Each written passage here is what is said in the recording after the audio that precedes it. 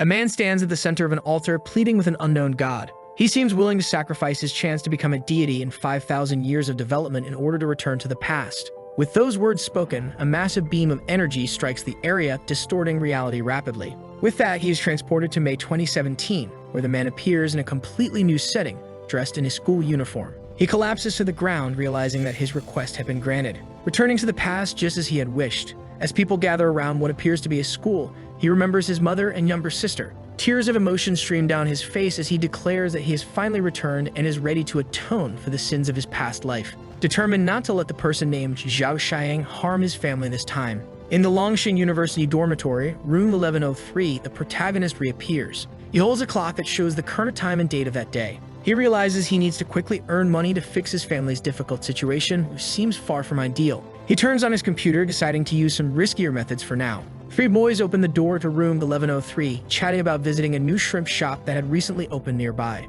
As they talk, they notice that young Master Mu is skipping classes again. They order the protagonist to pay for their dinner that night. However, the boy simply ignores their demand. This angers them, leading one to call the protagonist poor. Then he threatens to reveal the secret of the protagonist's family's financial struggles to everyone at school, calling him a fraud. Zhu shouts that everyone in school will learn the truth while being held back by one of his friends, who tries to calm him down, reminding the protagonist that to keep that secret, he needs to show at least some gratitude. Unbothered, the protagonist replies that they can let everyone know the truth. He no longer cares. Turning his back, he walks away with his backpack. Hearing Zhu's complaints as he leaves. After returning and losing all his abilities, he needs to find a way to regain everything. He heads to a pawn shop. There he tries to sell his laptop to a woman who offers him 800 silver coins, saying the device is too old and heavily used. His mother had saved and scrimped for months just to buy him that laptop, which now was worth only 800 silver coins. Meanwhile, he had been wasting time at university, pretending to enjoy a fake life of wealth. In truth, the boy had constantly forced his mother to send him more money because he was broke, and her health seemed to have worsened because of it. Someone interrupts his thoughts at that moment, calling him by the name Mu Lai. Turning around, he is surprised to see a girl with short hair wearing overalls and holding a blue bag. She is in fact his younger sister. Seeing his younger sister, he remembers how, in his past life, he had dragged her into the chaos he had caused. Under pressure from Zhu Xiaheng, she had taken her own life by jumping from a building window. As he recalls the tragic situation he had caused, she asks him what happened, but he responds that it's nothing, promising himself that this time he would protect her.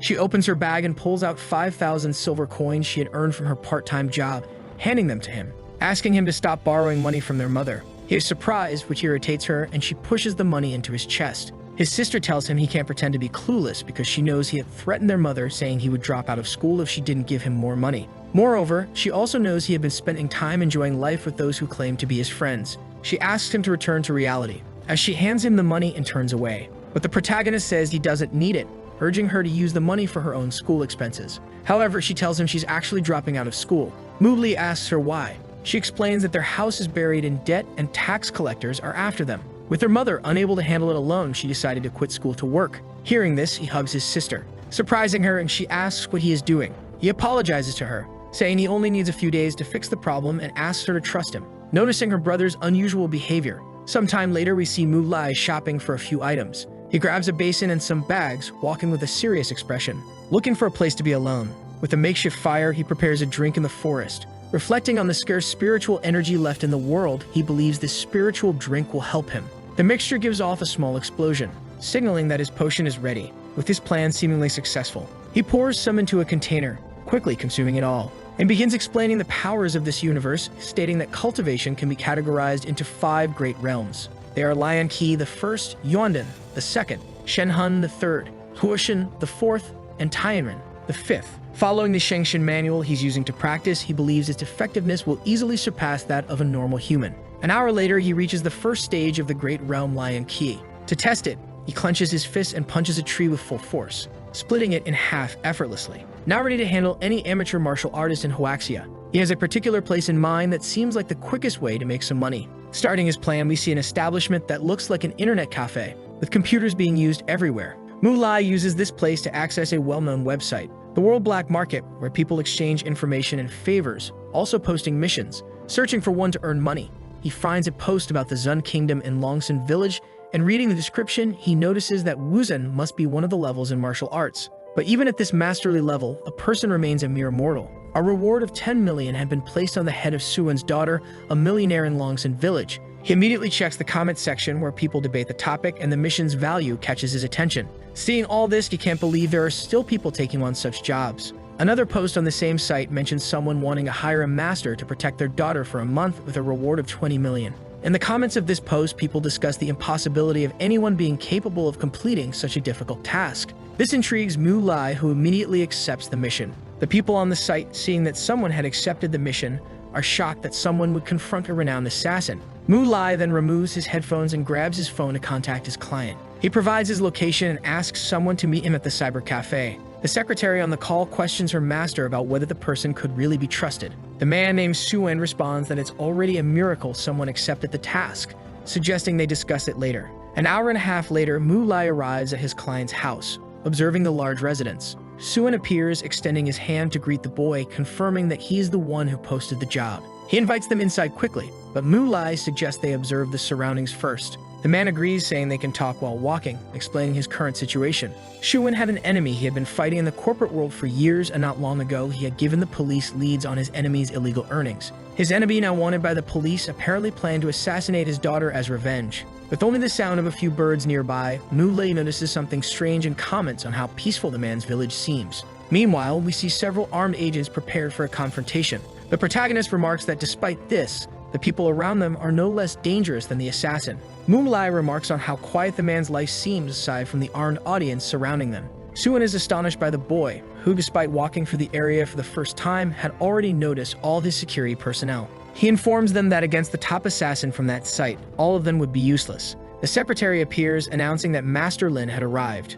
We see Lin Yu, 62 years old, with a mid-level martial arts rank, accompanied by his 26-year-old disciple, Jiao Muo, who holds a lower rank. The elder comments that he wanted to hire more help, but as soon as people heard the opponent was Feng Si, they declined his offer. This makes Suen anxious. But Lin Yu tries to reassure him, saying that Suen's father was a dear old friend, and he would do his best to find a solution. He turns, noticing Mu Lai's presence, and asks Suen who he is. Suen replies that this person is the one who accepted his mission, known as Wuji. The martial artists are astonished by the young appearance of this individual. Suen questions if he really believes his service is worth 20 million. Lin Yu tells him not to be disrespectful, while Suen reminds everyone that they are allies, here to help each other. Though Suen himself has doubts about the boy, he is willing to hear his plan first, asking him what his strategy is to protect his daughter. The boy then asks him to remove all the surveillance and bodyguards present. Lin Yu, hearing this, questions if he intends to use bait to lure Feng Si out, warning it won't be easy. But the boy responds that they are all too weak and would only get in his way during the mission, shocking the trio.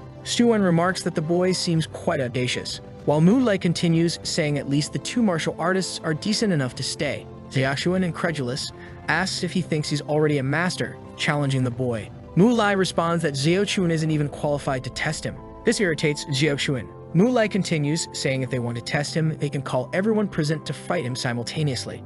Suen asks if he wouldn't prefer a one-on-one duel with Jiao, but Mu Lai declines. Instead, he invites everyone for 5 minutes of friendly fighting. Jiao, hearing this, accepts the challenge, wondering how many seconds Mu Lai will last as everyone charges at him. The bodyguards, armed with baseball bats and fists clenched, surround the boy, his hands still in his pockets. Lin Yu and Suen watch, questioning why the boy isn't retaliating. When the first man tries to punch him in the face with his right hand, he easily dodges with a carefree smile. He then causes an area-wide explosion that instantly knocks everyone back. The guards fall to the ground unconscious, and the boy hasn't even removed his hands from his pockets, leaving the spectators speechless. Suen, bewildered, wonders what Mu Lai did as he hadn't even moved. Lin Yu is equally surprised. Mu Lai then invites Jiao to try his luck. Without hesitation, Jiao charges at him. He pushes off the ground with his left foot, preparing a spinning aerial kick with his right foot. But Mu Lai finally pulls one hand from his pocket, deflecting the youth's attack with a finger-made barrier, pushing him back. Jiao is thrown far, breaking several trees from the force, completely defeated. Lin Yu, seemingly realizing the kind of power he's dealing with, finds the boy now looking at him. He apologizes, admitting he underestimated Mu Lai. Jiao asks his master if even he cannot face the boy. Lin Yu replies that not even Master Liu, who has just surpassed a higher level, would be a threat to him. Hearing this, Suen is shocked, and the elder continues, remarking that Mr. Wuji is a master of great power. Amid the commotion, a blonde girl appears yawning, asking what's happening outside her house. Dressed in pink, rabbit-eared pajamas, she complains about the noise. Finally entering his client's residence, they discuss the impressive talent of Mr. Wuji. He responds that it was just a simple skill. Suen informs him that his daughter's safety is in their hands and asks if there is anything else he can do for him.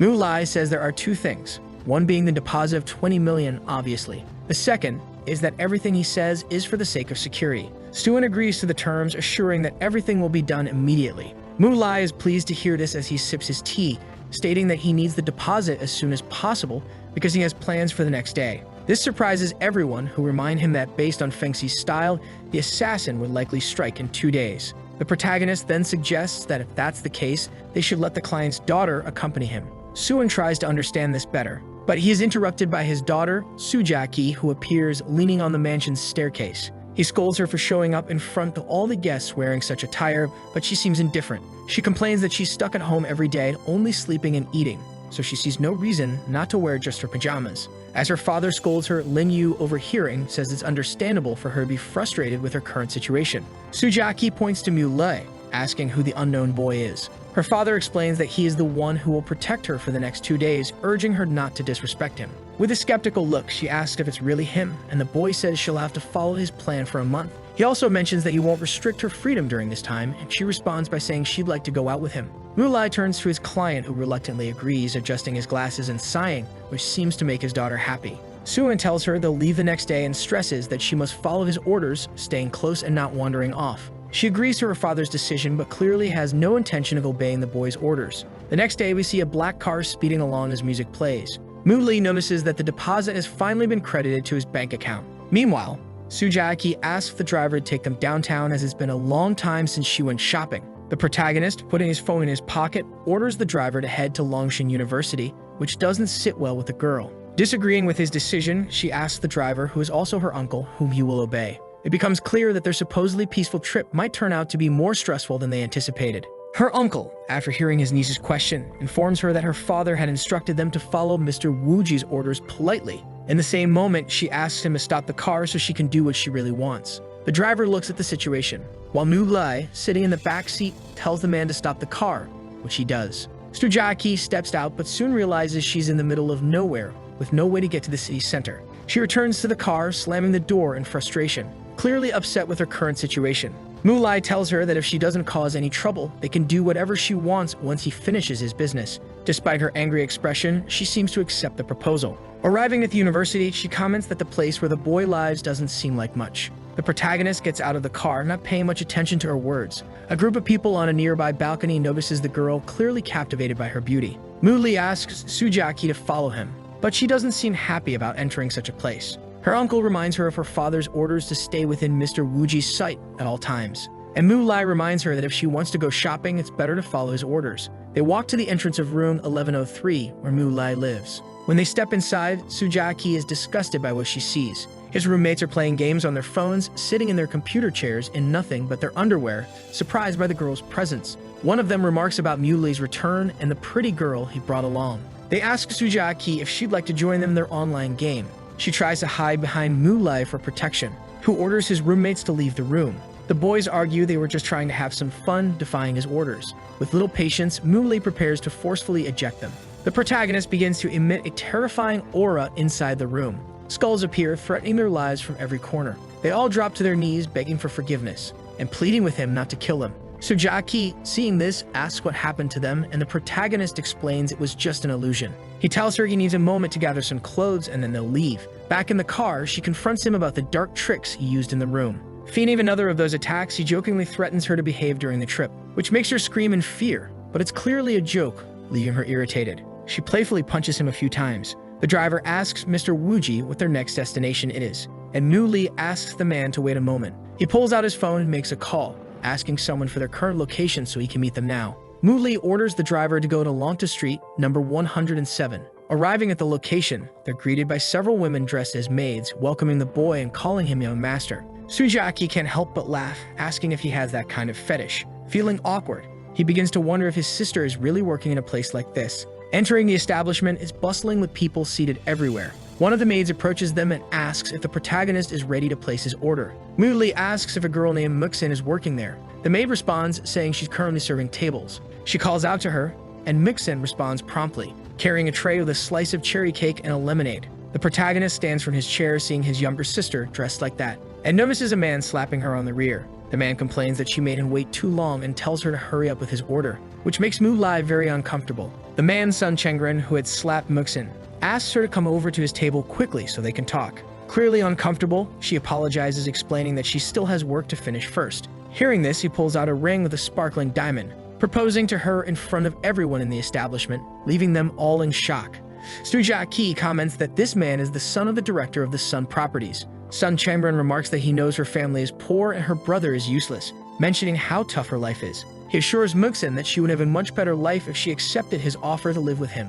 Rejecting his proposal, she excuses herself and returns to her work. This irritates son Chengren, who then deliberately spills the lemonade she had placed on his table onto himself, immediately calling the owner of the establishment. The owner rushes over, asking what the problem is. Son Chengren accuses Muxin of spilling the drink on him, demanding that the owner make her lick it up. The owner turns to Muxin, asking if this is how she does her job, raising his hand to slap her. But her brother intervenes, grabbing the man's hand. The owner orders Mu Lai to let go. Mu Lai complies by throwing him forcefully onto a distant table. Everyone is shocked by the boy's strength, while his sister realizes her older brother is there. Both Muxin and Su Jiaqi are surprised by the scene. Son Chengren, pointing his finger at Mu Lai, asks who he is. Without a word, Mu Lai delivers a swift blow to his neck with his right hand, causing him to crash to the floor. Son Chengren, enraged, declares himself the heir of the Sun family's properties, asking how Mu Lai dares to hit him and threatens his life. Su Jiaqi approaches and sarcastically comments that she didn't realize the Sun family was so powerful.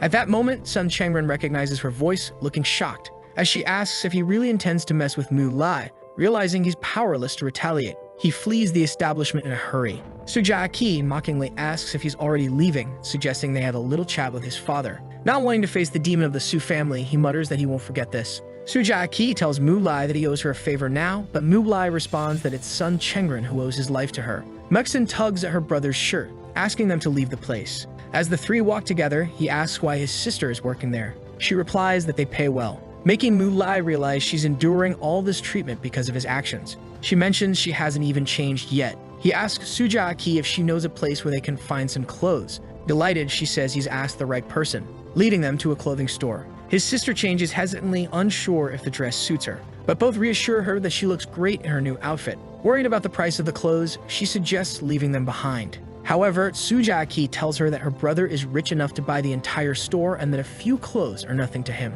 Surprised, she wonders how that's possible. Su Jiaqi explains that Mu Lai is her new bodyguard and earns a very high salary. Mu Lai hands the bags to his sister, saying he'll transfer 200,000 silver coins to her, asking her to keep some for herself and send the rest to her mother. His sister asks if he'll explain everything. He mentions that a mysterious master taught him martial arts, and because of that, he has changed. But upon hearing this, his sister clearly finds it hard to believe. Trying to explain to his sister that he had become a different person, she retorts, saying that no one changes like that without a reason. But after a brief moment of silence, she finally feels relieved and laughs. She then happily remarks on her brother's change, saying she'll tell their mother about what happened that day. Mu Lai asks her to tell their mother that he's sorry, but she turns it back on him, saying he should tell her himself. Hearing all this, Su Jiaqi teases him, asking if the great master Mu has a sister complex, which leaves him embarrassed. As they get into the car, she also says she's helped him so much that she wonders how he plans to repay her. Mu Lai responds that he'll follow her wherever she wants to go for the rest of the day. With that, they head to the mall,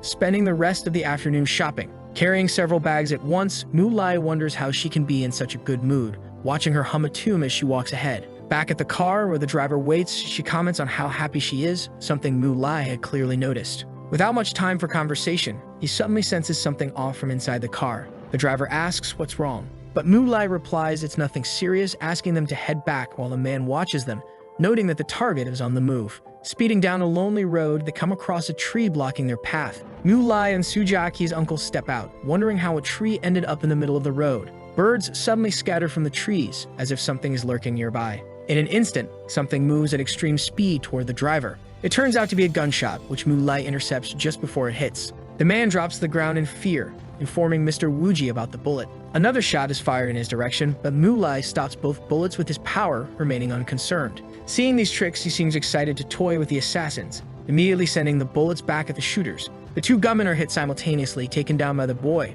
Su Jiaqi, who seemed to be sleeping in the car, notices the commotion. She steps out and asks her uncle Quan why he's crouched on the ground. He shouts for his niece to get back in the car, warning that they've been ambushed. Frightened, she asks where the attackers are. She suddenly notices a strange smell, collapsing as she realizes it's hallucinogenic gas caught off guard. This forces Mu Lai to use some of his abilities to manage the situation. Armed men approach their car asking where the boy is. They find their target lying on the ground disoriented. Su Jiaqi, nearly unconscious, asks where her bodyguard is. As the ambushers cautiously approach their target, Mu Lai suddenly appears behind them, asking which group they belong to. They realize they've fallen into a trap, facing the boy trying to take them all down at once. One of them shouts that the kid can't handle all of them alone. Charging at him, Mu Lai grabs a falling leaf and uses it to defeat them all, slashing their throats with the leaf. They can't believe they've been taken down by a simple leaf. The sole survivor questions why a master like him would be in Longshan City. With little patience, Mu Lai repeats his question to the man. But the man removes his mask and says that if Mu Lai is trying to gather information, he'll be disappointed biting a pill, ending his own life. Mu Lai is surprised by the man's action, placing his hands on his face, admitting he had been careless. With nothing more to do there, he destroys the tree, blocking their way with an instant explosion. He approaches the girl, touching her and casting a spell, hoping she'll stay asleep a little longer, as waking up now would be troublesome. But to his surprise, that's exactly what happens. As she wakes up, Su Jiaqi notices Mu Lai standing very close to her. This makes her a bit nervous. She asks what he's doing, not fully understanding his intentions, to which he responds that he's just saving her. At that moment, she notices all the defeated assassins lying on the ground, bodies everywhere.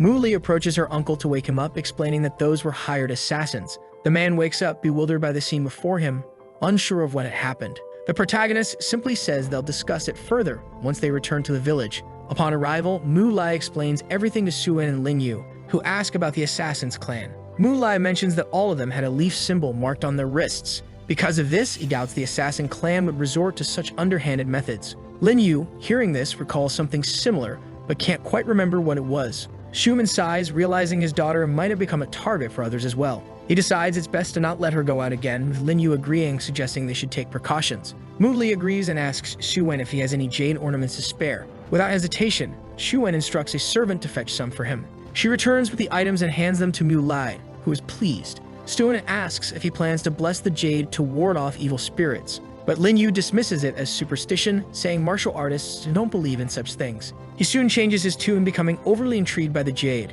Later that night, Mu Lai does exactly what they thought he wouldn't, and knocks on Su Jiaqi's door. She asks what he wants so late at night. He hands her a bracelet with the jade ornaments, asking her to wear it at all times. Thinking it's a gift from him, she blushes and asks what he's up to. In a living room, a conversation takes place. Mu Li asks a guard for his weapon, which is handed over without much question. He tosses an enchanted jade ornament into the air, then fires at it. The jade deflects the bullet without a scratch. Lin Yu is fascinated, but the item shatters. Suen realizes it can only be used once, while Lin Yu comments that using it is akin to having an extra life. It's a treasure that won't last forever. Mu Lai explains that the item was just for illusionary purposes, thus only usable once. He then reveals the real items, which can be used 4 to 5 times. Lin Yu is even more impressed, and Suen asks if one could be given to his daughter. Mu Lai says he already gave her one and asks Suen to keep one for himself and sends some to his mother and sister. Suen complies immediately, and Mu Lai thanks him. The next morning, Su Jiaqi wakes up with the jade bracelet on her wrist. Being rebellious, she throws it aside, complaining about being told to wear it all the time. She heads downstairs, where her father asks where she's going. Su Jiaqi says she's going out for a walk, but her father warns it's too dangerous and urges her not to be so stubborn. She insists she just wants to take a walk, and Mu Li notices she's not wearing the jade ornament. He has no choice but to accompany her. Suen apologizes for his daughter's behavior. She looks annoyed as they finally reach the city center. She asks Mu Lai to stop following her, but he refuses. She tries to convince him it's just for a day, but it's no use. Frustrated, she turns her back on him, complaining about not being able to enjoy her time alone with someone tailing her. Suddenly, she seems to come up with a brilliant idea. She says she really needs to use the bathroom, sarcastically asking if he plans to follow her inside. Mu Lai, immediately realizing her plan, wonders if she actually believes she has a trick up her sleeve. While waiting outside the bathroom, he notes that the little troublemaker is trying to challenge and outsmart him, proving she's truly the Su family's demon. But she's still very inexperienced. Trying to escape through the bathroom window, she is caught off guard when Mu Lai shouts her name. She slips, startled, and accuses him of trying to kill her. Mu Lai, holding her shoe that slipped off her foot, proves she can't outwit him as easily as she had hoped. The girl asks why Mu Lai is standing there. Mu Lai responds, telling her she should be more concerned about the fact that he can see everything under her dress. She rushes back into the bathroom, embarrassed, trying to leave quickly. But to her surprise, Mu Lai is already waiting for her outside again. While this is happening and the girl complains about Mu Lai being everywhere, a schoolmate of his appears. The boy greets her, mentioning it's been a long time since they last saw each other, She was the girl of his dreams in his past life. His schoolmate asks if the girl in the bathroom is his girlfriend, but Su Jiaqi yells from inside that she's not. Mu Li asks if she's doing okay. She replies that she's fine, then compliments him on how much he seems to have improved, inviting him to a party happening in a few days. Afterward, she says she won't intrude on his date any longer, leaving after the unusual encounter. Realizing she was just a kind person, the boy momentarily forgets that such people still exist. But his phone rings, interrupting his thoughts, revealing that Su Jiaqi has stolen the car and fled the scene. Her uncle asks Mu Lei what they should do since she doesn't even have a driver's license yet. Mu Lei calmly replies that he'll handle it. He tries calling Su Jiaqi, who is recklessly enjoying her newfound freedom behind the wheel. But a police car appears, signaling for her to pull over. She stops, confused about what's going on, as the police car halts in front of her. They explain that someone reported an unlicensed driver and ask her to show her license. Since she doesn't have one, they ask her to step out of the vehicle and get on the ground. A voice in the background remarks that she shouldn't be driving without the necessary skills, and she recognizes it as Mu Lai, realizing he was the one who reported her. He says he had no reason not to as a law-abiding citizen, and she vows to kill him for it. 3 days later, Mu Li knocks on Su Jiaqi's door. She answers, still angry, saying she doesn't want to see him. Mu Lai explains that he needs her help with something, piquing her curiosity as she asks what it is. He explains that if she helps him, he can offer her something that sparks her interest. They agree to go together to the party his schoolmate invited him to, under the condition that he won't follow her around. Though he agrees, he secretly plans to keep an eye on her from the shadows. They arrive at the mansion where Lai Yao, the host, greets them and Mu Li congratulates her. Su Jiaqi finally learns who the girl is. Lai Yao introduces herself and says she's Mu Li's master, surprising Su Jiaqi, while Mu Lai warns that she'll regret that claim.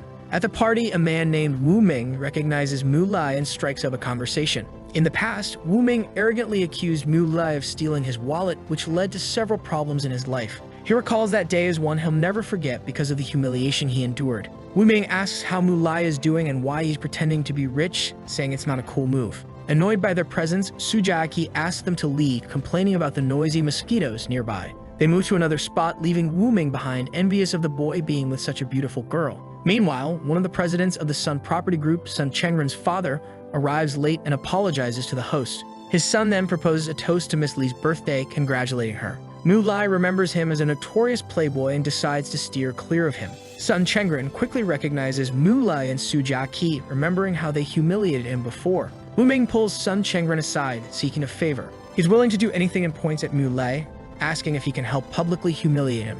Hearing this, Sun Chengren gets overly excited about the idea, and together they start plotting how to humiliate Mu Lai. Meanwhile, Su Jiaqi is busy devouring everything on the table, earning a scolding from Mu Li for her lack of manners. But she brushes it off, saying the food is so good that she doesn't care about her image. Wu Ming calls Mu Li over for a chat, and Mu Lai, curious about what Wu Ming is planning, decides to go along. As they exchange glances, Sun Chengren deliberately bumps into Mu Li and starts shouting, accusing him of trying to rob him. He pretends to have been assaulted, drawing the attention of everyone around, who begin asking what's going on. Su Jiaqi steps in to intervene, and Wu Ming, playing the witness, claims that after Mu Li tried to rob Sun Chengren, he also assaulted him. Mu Lai, confused, asks what they're trying to achieve with this stunt. Wu Ming accuses him of having a history of misconduct since high school, saying he didn't expect him to still be up to no good, and insults him. Lai Yao steps forward to defend Mu Li, insisting that he couldn't have done such a thing, as she knows his character. Wu Ming calls her name, questioning how she can't see the truth in Mu Li's face, and declares that Mu Lai doesn't deserve to be at the party.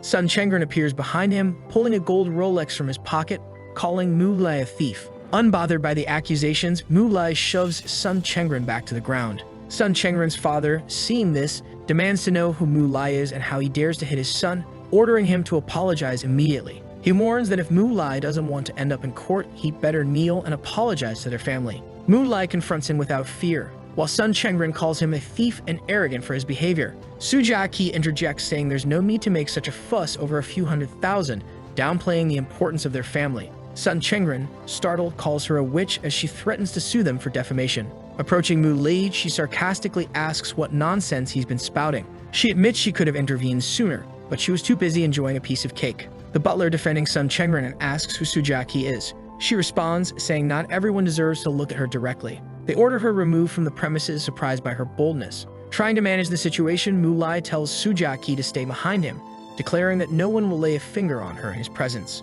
Sun Chengren urges Mu Lai to give up, boasting about the strength of the guards, and orders them to attack.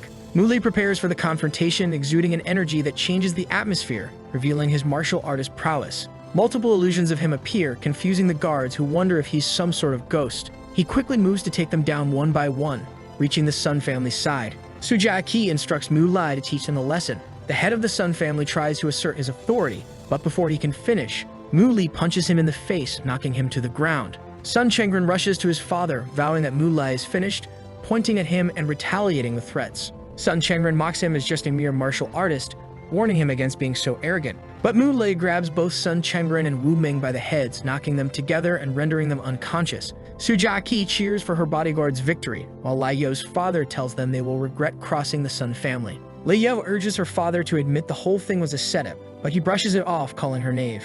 Suddenly, a man arrives, surprising everyone. It's Suen, the renowned business tycoon. He asks Mr. Wuji what's going on, astonishing everyone with the respectful tone he uses toward Mu Lai. Sun Chengren, unaware of their connection, asks Suen to call the police to have the gangster arrested for 8 to 10 years. But Lai Yao's father orders his son to stop. Suen calmly addresses the head of the Sun family, stating that Su Jiaqi and her friends were merely playing around with them. He suggests that as adults and civilized people, they should avoid turning this into a legal matter. The Sun patriarch, realizing that Su Jiaqi is Suen's daughter, kneels and apologizes to Mu Lai respectfully. Mu Lai, uninterested in their theatrics, tells him not to touch him and to stay away. Su Jiaqi feels relieved, noticing how the other girls at the party are now admiring her bodyguard, calling him handsome. Frustrated, she mutters about hating the guy as she watches everyone try and get closer to him. Mr. Sun leaves the venue, and many people, now aware of who Mu Lai is, begin approaching him in various attempts to make connections. Earlier that day, Mu Lai was talking with Lin Yu as they climbed the stairs, discussing the martial artists of the Wu Meng family.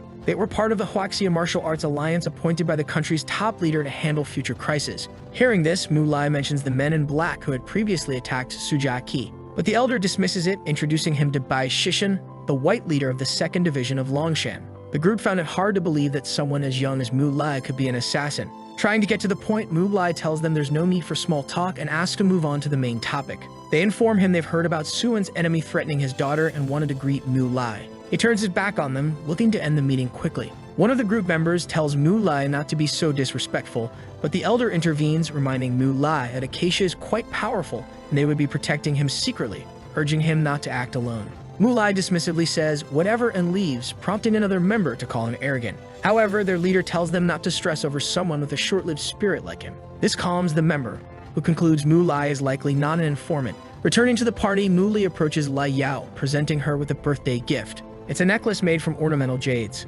Lai Yao initially hesitates to accept such a valuable gift, but Mu Li assures her it's not about money and asks her to wear it whenever she can. She agrees while Su Jiaqi watches from a distance, seemingly jealous that Mu Lai used something from his family to gift another girl. Lai Yao thanks him for the gift and invites him to another costume party, which he accepts. He and Su Jiaqi prepare for the party, with Su Jiaqi donning a bunny costume to disguise herself. Yet Mu Lai easily recognizes her, claiming he just felt it was her. Lai Yao arrives at the party in a striking costume, catching Mu Lai's attention. She asks if something's wrong or if she looks strange, but he assures her she looks stunning. She then invites him to dance. Mu Lai, unsure of his dancing skills, agrees as Lai Yao offers to teach him, making Su Jiaqi even more annoyed as she curses all men. Suddenly, the lights go out. The crowd assumes it's part of a surprise, but Su Jiaqi panics and screams for her bodyguard. Mu Li asks his friend to stay put while he checks the situation, and she cautions him to be careful. While she's alone, someone sneaks up behind her to attack, but the jade amulet activates, emitting a strong light. A barrier forms around her, preventing the masked attackers from getting close, forcing them to retreat. Outside, 2 individuals discuss the failed kidnapping attempt due to the protective item, despite their best efforts. Bai Shishan, the white leader of the 2nd Division, appears, recognizing one of them as Hong Quang, declaring that he won't leave alive. Hong Quang retorts, promising to settle the blood debt for the destruction of his home, revealing himself as the leader of Acacia City's group. Mu Lai interrupts, showing no interest in their vendettas, demanding they return Su Jiaqi or face regret. The elder advises Mu Lai to step back, warning that this enemy is as powerful as him and fighting would be suicidal. Mu Lai gives him 1 minute to handle it himself. Hong Quang attacks with his right hand, but Mu Lai effortlessly blocks it. As Hong Quang strikes from the left, Mu Li dodges again. The 2 exchange blows until Hong Quang pulls a hidden knife, stabbing the elder in the chest, declaring that war involves dirty tricks. Preparing to finish him off, Mu Lai delivers a powerful kick to his abdomen, sending Hong Quang flying. Taking over the fight, Mu Lai announces that Bai Shishan's time is up, realizing the opponent's strength. Hong Quang, puzzled by Mu Li's identity, swallows a pill, causing his body to surge with energy, enhancing his power. He boasts about his true strength, mocking Mu Lai as a mere insect. But But Mu Lai swiftly delivers another blow to his head, defeating him with ease. Meanwhile, Su Jiaqi wakes up in a car with strangers, realizing she's been kidnapped. One of the kidnappers, an extremely creepy individual, stares at Su Jiaqi with malicious intent, saying he can't control himself as he touches her legs. Another kidnapper in the front seat tells her not to worry because after he's done with her, it'll be their turn. Su Jiaqi screams desperately, wondering where her bodyguard is. Mu Lai suddenly appears, moving faster than the speeding car, startling one of the kidnappers who notices his presence. The other kidnapper in the front seat remains oblivious, while Su Jiaqi senses the familiar green energy from before. Mu Lai brings the car to a screeching halt with his bare hands, using his powers and crushing the vehicle's front end. The kidnappers exit the car, weapons drawn and ready. They open fire on Mu Lai, who catches one bullet between his fingers and dodges the rest. One kidnapper reminds him they still have the unconscious girl in the backseat. He lifts Su Jiaqi onto his shoulder, threatening to throw her into the sea to be fish food. Mu Lai warns him not to dare, but the kidnapper claims it's no bluff. Without hesitation, the kidnapper throws Su Jiaqi into the sea, shouting that they should die together. In a flash, Mu Lai knocks the kidnapper unconscious and catches Su Jiaqi before she hits the water. Holding her gently, he floats with her in his arms as she starts to regain consciousness. Feeling the warmth of his arms, she finds it unexpectedly comforting. Back at home safely, Mu Lai places Su Jiaqi in her room and discusses the situation with her father. He explains that the kidnappers used poison, sacrificing their lives, including their leader, Hong Quan. With no clues left behind, they are back to square one in the investigation. Su Jiaqi calls Mu Lai over to her bed, asking if she feels better. Clutching her blanket in anger, she lunges at him, threatening his life in a fit of rage. Grabbing his neck, she reminds him that he promised to protect her, accusing him of being untrustworthy. Her father intervenes, reminding her that if not for Mu Lai, she wouldn't even be there right now. Mu Lai admits the blame, promising to protect her better next time. Realizing it was him who saved her, she releases him, sitting on her bed, embarrassed. Her father informs them that the father and son from the Sun family are seeking Mu Lai. In a living room, Mu Lai meets with them. This time, they present themselves politely, offering an apology for the incident. They hand him a sum of money as compensation, which he accepts. Mu Lai warns them to stay away from his sister, saying he won't forgive them next time. The Sun family members agree and leave, while Mu Lai reflects on the main assassin, who is likely to make a move soon. Returning to the cyber cafe, he checks the comments on the site where he got his bodyguard job. He posts a comment, publicly challenging the assassin, wagering his money on it. The next morning, Su-wen learns of the bet during breakfast with Lin Yu and decides to bet an additional 20 million on Mu Lai. Outside, Su Jiaqi talks to Mu Lai, expressing her desire to go out and have fun. His phone buzzes with notifications of more bets being placed on his challenge. Su Jiaqi gets annoyed at him for focusing on his phone instead of listening to her. Mu Lai assures her he's paying attention. A little later, he notices the mysterious assassin, known as the Bee's Stinger, hasn't made an appearance yet, which leaves him feeling uneasy. The girl asks why he was standing there thinking so much, questioning if they weren't going out for a walk that day, because she needed to find the man who had saved her. She mentioned that even though she hadn't seen his face, his arms were very comforting and he could even fly, being the most beautiful being in the universe. Sensing imminent danger, he replies to the girl, saying no. She then asks him what the problem was, saying that if her hero were there, he would make sure to beat the boy up. Mu Lai places the bracelet with jade ornaments on her wrists, and she says it was very ugly, not wanting to wear it, but he asks her to wear it, explaining that the item would protect her and asking if she understood what he was saying. She then follows his orders and 4 hours pass. Su Jiaqi was in the room reading a book to pass the time while the boy wondered why his enemy hadn't moved yet. Probably he was more cautious because of his presence nearby, so he decided to act first, telling the girl that he had spotted a beautiful white rabbit, immediately sparking her interest. He says the animal was outside and probably still in the same spot. This makes her run towards the cute animal, searching for it all over the yard but finding nothing. Even with the girl outside, no movement was made until something emerged from the trees. Mu Lai notices it and realizes that he was finally acting. A man suddenly appears, attempting to kick the boy from his right side, but he manages to block the attack. But the man doesn't retreat and prepares another attack, this time using a type of martial power. The boy realizes he is the primary target as the ninja draws a blade and leaps towards him. However, the ninja receives a direct punch to the face, sending him flying with a single blow. The assassin becomes frustrated that his attempt at assassination had failed, realizing this would be more challenging than expected. Meanwhile, Mu Lai praises the man's skills but tells him he still has a long way to go to reach his level. With only a smoke bomb left to use, the assassin tries to escape the boy's line of sight, but this fails miserably. He realizes the boy, who he thought was just a martial artist, is extremely fast. A chase ensues with both of them quickly jumping through the trees, and the assassin realizes he must do something to lose Mu Lai. He jumps into a nearby river, sinking straight to the bottom. After holding his breath for 30 minutes, he decides to resurface, thinking he had tricked him. But as he comes back to the surface, the boy is waiting on top of a tree, revealing he also possesses some of the same powers as the assassin. The next day, one of the men at the internet cafe realized he had lost all of his money. Some people even commented about how individuals were going crazy over that game. People started complaining in comments on the website, saying that Wuji had made the bet on purpose just to gain insane profits afterward. Back to the battle. After the assassin known as Beasting emerges from the water, he faces the boy standing on the water's surface. Seeing this, he wonders if he could really take on a monster like that. Mulai also praises his technique of holding his breath underwater, and the ninja asks if he wanted to learn it from him. He asks the boy to help him out of the cold water, and as Mulai pulls him up, he draws a hidden knife. Attempting to finish the boy off by surprise, but to his shock, the boy catches the blade with his fingertips, saying he wasn't skilled enough to face him. He jumps upward, trying to create distance between them, wondering how this was possible. But shortly after, Mulai throws his knife back, landing a fatal blow to the skull. The ninja sinks back into the water, ending the battle. After that, he checks some messages from his sister asking when he would come home because their mother was missing him. He promises never to let them suffer in this life again. Heading to the subway station, he seems on his way to his family after making 50 million in profits on the betting site. He recalls Su Jiaqi giving him his new card before he left, asking him to help her find her mysterious hero, and tries to imagine what would happen if she found out that person was actually him. A subway announcement informs passengers that they had reached the terminal, but a blue-haired woman was deeply asleep beside him, and seeing this, he tries to wake her, telling her that everyone had already left the carriage. Some men appear searching for a girl, but without success, while what seems to be their leader stops in front of Mulai. Holding a baseball bat, he asks his group if this wasn't what they had been looking for. The woman's name is Xiao Tong Yu, and the mysterious man demands she return the elixir the alchemist master had prepared. Xiao Tong Yu wakes up startled and whispers for the boy to run because things were about to get dangerous. They both flee from the man chasing after them. But with that, he says no one was going anywhere, demanding the elixir again and accusing the man with the girl possibly hiding the elixir to escape. The girl then says she will hold off Wu Hong for a while and that he needs to run, because she didn't want innocent people to die because of her. The men ask why she wasn't concerned about her own life first, as one of them uses his eagle's claw power, attacking both of them.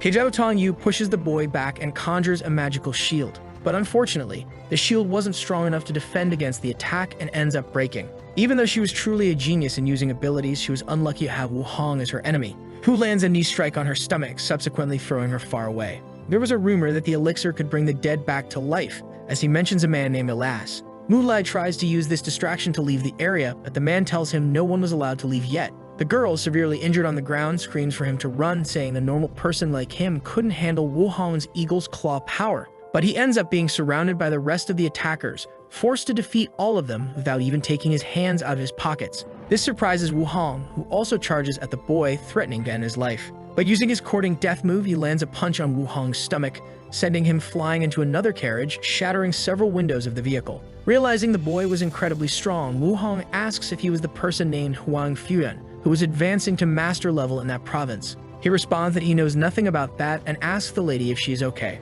The leader of the attackers hands him the elixir, apologizing for failing to recognize who the boy was. They then decide to flee while Xiao Tong Yu begs him to return the medicine to her. Even though it was so important, he asks why she kept it in a simple glass bottle, risking it breaking at any moment. And as he hands the item back to her, their hands slip and the bottle falls to the ground, shattering. The girl grabs his leg, saying he needed to get her another one of those. Mulai asks her to let him go while trying to persuade the man to see if he could escape from her, asking what he should do then, since that bottle was the medicine that would save her grandfather. He tells her not to worry because he will help her with it, which makes her very happy. Stepping out of the subway, she finds her brother waiting in the car for the girl named Xiaoxiang Yu. He asks who the unfamiliar guy is, and she says she'll explain everything on the way as they get into the car. The guy asks his sister if she managed to get the medicine, and she awkwardly explains that they actually broke the vial. At that moment, he loses control of the car, not believing what he's hearing, and his sister urges him to be careful. Upon reaching their final destination, a few doctors appear, showing that the girl's grandfather's condition is indeed quite serious.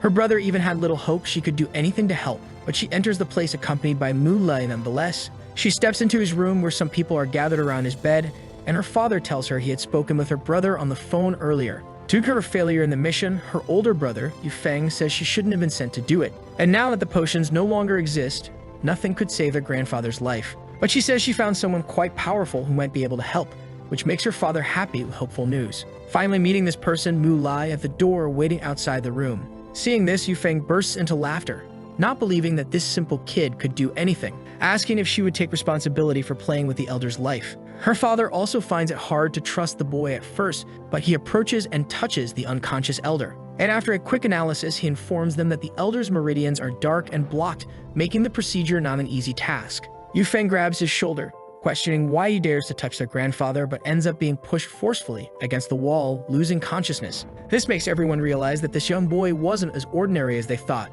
Xiao Yu's father asks how the elder could be cured, while another older man begins to speak. He says the elder lying in bed is already quite ill, and even with a regressor agent, he no longer has the strength to fight, leaving everyone unsure about accepting Mule's help. The girl asks if her grandfather couldn't be saved, but the boy tells her the elder is just a bit injured, which makes her sigh in relief. But everyone is shocked by the boy's solution, which was to beat the unconscious man until he recovered. Hearing this, the man asks if he has something against their family, not understanding the boy's plan. He explains that it's the easiest and most effective method possible. Yu Feng finally regains consciousness and charges at the boy who had hit him, only to take a kick under the chin, being sent against the wall again with ease. Mulai removes the blanket from the bed and lifts the old man to start the treatment. Yu wonders if she made a mistake as she watches her grandfather getting beaten around by the boy, who tosses him in every direction. After landing several blows on the elder, he throws him back onto the bed, finishing the treatment. Yu Feng says the boy has killed their grandfather for good, and that his sin won't be forgiven. But to everyone's surprise, the elder finally wakes up, clutching his belly from the blows he received. They ask him how he feels, and he replies he's never felt better before, happy that his injuries are improved. Mulai informs them that his meridians have been repaired and his power increased, and unless there's anything else to be done, he's ready to leave. The family leader says if he ever needs anything in the future, they will gladly assist him, which prompts the boy to ask if they have any ancient herbs, preferably over 100 years old. Such herbs were quite rare, but they originally had some, though they had to use them because of the grandfather's illness. However, he assures they'll try to find some, leaving Yu Feng wondering how all of this happened. Intending to resolve his own issues, the boy says he'll be on his way, but the man asks him to wait a bit longer, calling a private driver to take him back to the subway, while Xiao Yu watches the boy with admiration. Finally heading home, he recalls his past life, where his mother had suffered greatly, used, and killed, vowing that in this new life, she'll live in the best house, happy and enjoying her life. A few hours pass, and he finally meets his sister, who's taking the trash outside.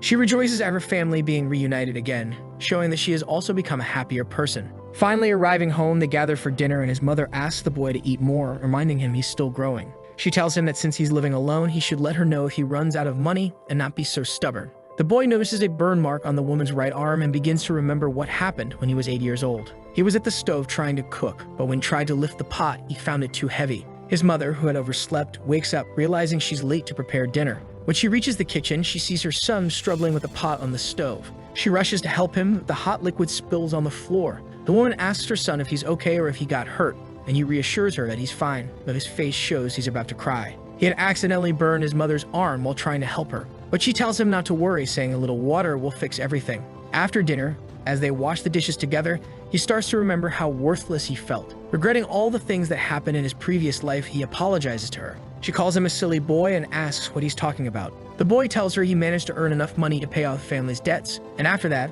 they'll move to a new home. The woman reminds him that earning money isn't easy and that he shouldn't spend it carelessly. He replies that he just wants to give her a better life, making her realize her son has become more sensitive and empathetic, deciding to trust her beloved son. The next day, Mulai is searching for a new home for his family and seems to have found the perfect place for his mother. Looking through the windows at some luxury cars, he notices a woman also interested in the properties there. Zhu Wenda, the product manager of Honghai Company, says that if she likes the place, he'll buy it. Even though he's not attractive, he managed to get girlfriends simply because he's wealthy. The woman looks at everyone around, calling them losers. On the terrace, a woman shows the property to Mu Li and the previous couple. The place has various attractions and convenient transportation options nearby. It's a popular property, and even before the pre-sale, many people were already interested, almost buying everything available. Mu Li asks her to continue talking about the place, saying he'll buy the unit on the highest floor, the one facing the sun, and price is not an issue. Hearing this, the woman with her wealthy boyfriend is intrigued by his words. At that moment, she lowers her sunglasses and recognizes Mu Lai, who looks at her and realizes he knows her from somewhere. Her name was Jo Mang, and she had studied with Mu Lai in high school, where he used to follow her around, always trying to please her. The girl asks if he's really planning to buy a house there despite coming from a very poor family without enough money. This reminds him that she was the one who used to coax him into taking money from home to buy her sweets and watch movies. To her, Mu Lai was just someone who did everything she asked, like a good little puppy. Seeing his old classmate, he wonders how many plastic surgeries she had to undergo to look like that. while watching her insist on buying the same suite intended for his mother and sister. This forces him to pull out his card, stating he'll pay for the property in full immediately. The receptionist looks at Jo Mang awkwardly, explaining that only one suite is available and that the young man had requested it first. She suggests they look at other properties of similar quality to the intended suite. Jiao Muo gets angry, asking the receptionist not to believe the boy, claiming she knows him that Mu Lai doesn't have enough money, unlike her and her boyfriend, who could pay half the amount up front. Mu Lai swipes his card to prove he does have the money for the suite, but the transaction fails and the woman asks if he might have entered the wrong PIN. Seeing this, the girl remarks that she warned them from the start that he wouldn't be able to afford it. However, he decides to make the bank transfer through his phone, assuming his card might have hit its credit limit. He successfully transfers the money in one go. The receptionist confirms the deposit. Watching this, Jiao Muo starts to wonder how he suddenly became so wealthy. Determined to use her charm, she convinces her boyfriend that they must get the suite at any cost. Embarrassed and unsure, he reluctantly agrees to her demand. He approaches a man named Xiaowen. Xiaowen questions Zhu Wenda about purchasing a property without informing him first. Zhu Wenda explains that he came to buy a house, but the one he wanted was no longer available, so he sought Xiaowen's help. Hearing this, Xiaowen agrees to assist him, as he is the sales manager of the establishment. He approaches Mu Lai to discuss the matter. Xiaowen offers a 20% discount on another house in the neighborhood in exchange for the suite. Mu Lai declines, shaking his head. Xiaowen then asks if Mu Lai knows where he is, emphasizing that this property belongs to the Yu family. He implies that they could refuse to sell anything to Mu Lai if he doesn't accept the deal, issuing a thinly veiled threat. At that moment, a member of the Yu family, accompanied by two secretaries, walks by discussing a meeting. He reflects on the properties that seem to be doing well that month. Then he glances over and notices Mu Lai speaking with his manager. The manager is still trying to persuade Mu Lai to give up the suite. Yu raises his hand and starts a conversation with Mu Lai, trying to catch his attention. Jiao Muo and her boyfriend watch, bewildered by the respectful way Yu is treating the boy. Yu Xiaoxiang mentions that he previously encountered Mu Lai with Xiao Tong leaving the subway he was driving that day. Immediately, Mu Lai remembers who he is and asks if Yu Xiaoxiang could help him purchase the house since he's facing some issues. Yu Xiaoxiang's expression darkens and he shouts, asking who dares to disrespect a great benefactor of his family. The manager explains it's because of Mr. Zhu. Realizing his mistake, Zhu Wenda apologizes to Mu Lai for not recognizing someone so important, admitting he was entirely in the wrong. Yu Xiaoxiang warns Zhu that attempting such actions again will lead to severe consequences. Jiao Muo watches the scene in disbelief, remembering when she had Mu Lai wrapped around her finger, but she is suddenly slapped. Her boyfriend calls her a whore, blaming her for causing the whole problem. The couple leaves, having unintentionally offended the Yu family. Yu Xiaoxiang apologizes to Mu Lai, who simply says there's no need to worry as he won't press charges. The next day, he takes his mother and sister to their new home. His mother worries about the amount of money he spent on them, but he assures her that he can handle everything now. At that moment, someone knocks on the suite door. It's a young man named Chen Long who lives next door, introducing himself to the new neighbors. Ken Long approaches Mu Lai's sister, asking if they've met before because she seems familiar. Mu Lai calls him aside for a private conversation. Ken Long, puzzled, asks what the problem is. Mu Lai warns him that if he gets near his sister again, he'll regret it. As Chen Long listens to the threat, he tries to explain it's a misunderstanding, revealing they don't yet understand the situation of the place. This piques Mu Lai's interest about what could be wrong with their new suite. Chen Long whispers that there's a ghost haunting the property. He recalls noticing something strange when he first moved in, feeling a presence watching him in his room. One night, he saw lanterns outside as it started raining. Just as he lay in bed, a woman suddenly appeared and embraced him. He recounts that he jumped out of bed, screaming to expel the ghost, grabbing a lamp to defend himself from the apparition. But after that, he couldn't remember anything else from that day. Mu Lai asks why he couldn't remember. The guy explains that the next day he was beaten up by a woman and had to pay for medical bills and the work she did that night. The boy smacks his forehead, realizing that the story wasn't about a ghost, but about him being drunk. However, Chen Long says the story isn't over yet. He mentions that the following day he heard someone knocking on his bedroom window, a woman in a white dress whispering softly. She then made a terrifying face and asked to come into his house. Since that day, Chen Long says strange things have been happening in his room for several consecutive nights, and if it continued, he would have to sell the property. Hearing this, Mu Lai decides he needs to do something to ensure his family's peace. He asks Chen Long for the keys to the place, assuring him that he will resolve the problem. Grateful, Chen Long hands over the keys without hesitation, relieved to have found someone willing to help. Later that night, Mu Lai waits in bed, until something catches his attention. From the window, a sudden blue light appears. Then a mysterious woman floats in one corner of the room. Mu Lai, unfazed, simply asks the ghost what she's doing in the middle of the night. She replies with a macabre expression, saying she has lost her legs. The wind starts to blow stronger as the ghost asks if she can take his legs. He responds sarcastically, asking why he would give her his legs when she doesn't even have shoes to wear, being a ghost. This leaves her confused and speechless. With no response from her, Mulai turns away, saying he's going back to sleep. But she lunges at him, declaring that if he won't give his legs willingly, she'll take them by force. However, as she does so, she takes an unexpected hit on her head, even though she has no physical body. She ends up sitting on the mattress, crying like a child as Mulai remarks that he can hit ghosts if necessary. The ghost then decides to bite him like a vampire, but he grabs her arm and gently touches her forehead, casting something with his fingertips. This heals her spirit, transforming her instantly. She now appears as a normal girl with a ribbon in her hair. She asks Mulai why he isn't afraid of her. Mulai says there's nothing to fear because he knows she doesn't have a bad heart, then asks for more details about her. However, she doesn't seem willing to share much about herself with a stranger. But remembering what he did to help her, he demands she tell him who she is immediately. Trembling with fear, she begins to introduce herself. Her name is Zhang Xiaozi, and 2 years ago, she was just a freshman at Beishu University. She explains that before no houses were built on the site, it was just a desolate area. She used the place as a shortcut, but one day she accidentally fell into a construction pit, broke her leg, and died alone. Curious, Muli asks what she was thinking before she died and if there's anything she wishes for. The girl explains that when she was a child, her parents always fought, and after their divorce, she was separated from her beloved sister. She stayed with her father, an alcoholic and gambling addict, who frequently beat her while spewing nonsense. But her sister would visit, bringing delicious food even after dropping out of school to work and pay for her education. When Zhang Xiaozi was in high school, her drunk father fell into a river and her mother couldn't help her. Her sister was the best in the world, and just thinking about her filled her heart with anxiety. She didn't want to die because her sister had worked so hard to make her life easier, and she wanted to find a way to repay her sister's love. After dying, she tried to fly to her sister, but every attempt made her feel like her soul was collapsing, trapping her there. Her greatest wish was to see her sister again. Mulai, listening silently, touches her head and tells her not to worry because he knows a way to free her from the place. Hearing this, Zhang Xiaozi asks if what he's saying is true, excited by the idea of finally leaving the place and seeing her dear sister again. And seeing the ghost girl's eyes light up, he begins to explain a few things about the Z-Way stellar heavenly training method. A fallen immortal could continue to train by either isolating themselves to repair their body or harnessing the power of heaven and earth to restore their flesh and reshape their own body. But at the same time, there would be another way, by abandoning their flesh and training only their soul, which they called the ghost training method. He explained that not only could he take her away from there, but he could also bring the girl back to life. And hearing this, she agrees to his plan, saying that if he could save her,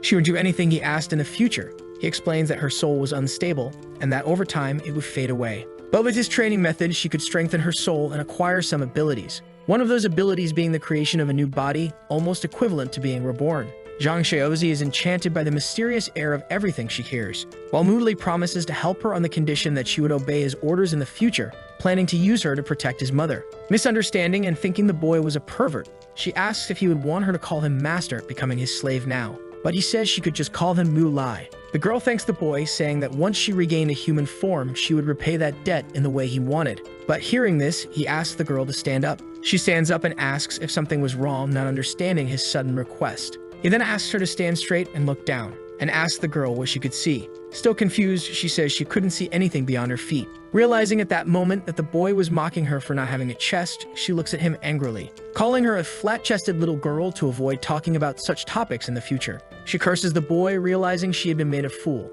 and charges at him with a rage that shook the entire building, causing an earthquake in the place. The next morning, he returns to his home, and his neighbor asks if he was okay or if he had seen the ghost. Mulai says he had kept his word and that the ghost would never appear in front of him again. At that moment, he notices that the place no longer had the same aura, and he thanks for that as he walks back home, relieved that the problem had been solved. Mulai realizes he hadn't rested properly because he had helped the girl all night, and he remembers the enchantment he had performed repeatedly, touching the girl's head with his 2 fingers to strengthen her soul. After a while, he asks her how she was feeling, and she now seemed more lively and stronger. With that, he tells the girl to leave his neighbor's room, as he had promised him to get rid of the ghost that was her. Zhang Xiaozi then asks if she could now go see her sister with her fortified soul, but Mulai explains that she still couldn't go far, asking her to write on a sheet what she wanted to say to her sister. Deciding to deliver the letter from his new friend, he calls someone who gives him details about where to find Zhang Xiaozi's sister. He thanks for the help as he finds himself in front of a place called Xuanming Xian, and he remembers this place as the best tea house in the city,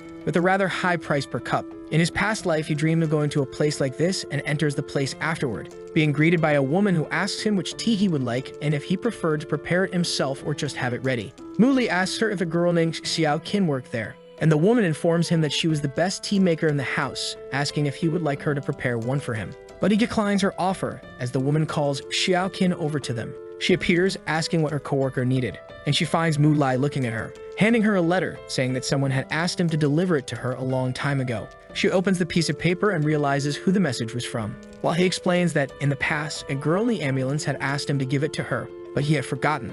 The woman starts crying, reading the message from her deceased sister, kneeling on the ground while mourning her death. Seeing this, he realizes he needs to become stronger to avoid experiencing the sudden death of a loved one. But the manager of the establishment appears, informing her that 2 people had arrived and she needed to prepare a good tea for them. The girl apologizes to her boss, saying she was feeling a bit unwell and wouldn't be able to prepare good tea at the moment. Not understanding, the man asks what happened, trying to convince the girl to serve the customers, allowing her to go home afterward. But she repeats that she truly couldn't prepare anything in her current state. He gets furious upon hearing this, questioning whether she was refusing to obey his order to work. Mu Lai interrupts him, asking to let her rest, as he would prepare the customer's tea himself, doing this as a favor for Xiao Bei. The man, hearing this, doubts his capabilities, saying that preparing tea wasn't an easy task. But Mu Lai says he had learned from Xiaoqin how to do it, which surprises the girl beside him. He takes her arm and explains that she wasn't in a condition to work and might even cause more problems for the man. Leaving the boss with no choice, he asks Mu Lai to follow him,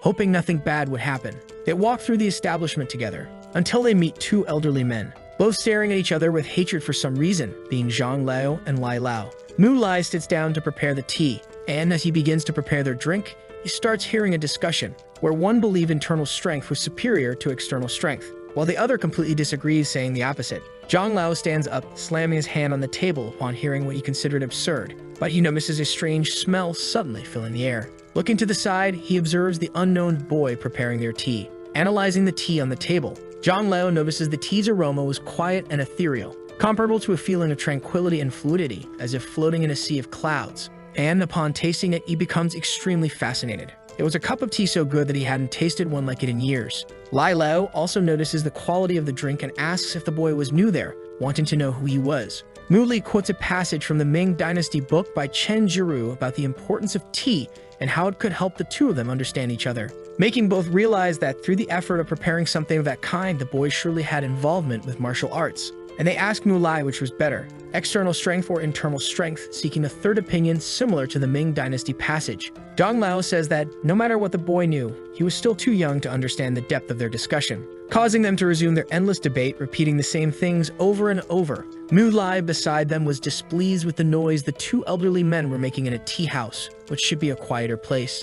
And he finally decides to give his direct opinion on what they were thinking, saying that in truth, neither of them was right in the discussion. The establishment's manager appears at the room's edge, trying to understand why the shouting had suddenly stopped. And Xiaoqin, on her way home, wonders if the boy would manage to handle the 2 troublesome old men. Now silent, they look at the boy, adopting a more serious posture, saying they had been debating that for ages, yet the boy disagreed with both, asking him to explain his statement. Mu Lai says both had advantages and disadvantages, which balanced the 2 techniques, and that all training methods had their own truth of existence, as they shared the same purpose, to follow the universe's natural path, Tao. The 2 ask what Tao that was, and the boy says it was the natural path of the universe to achieve eternity, a phrase that shocks both at the same time.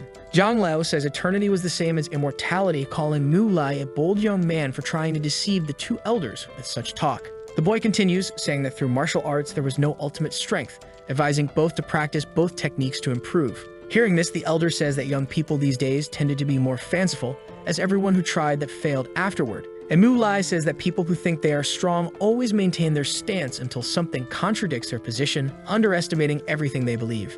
He opens the window and points his palm outside while the 2 ask what he was going to do.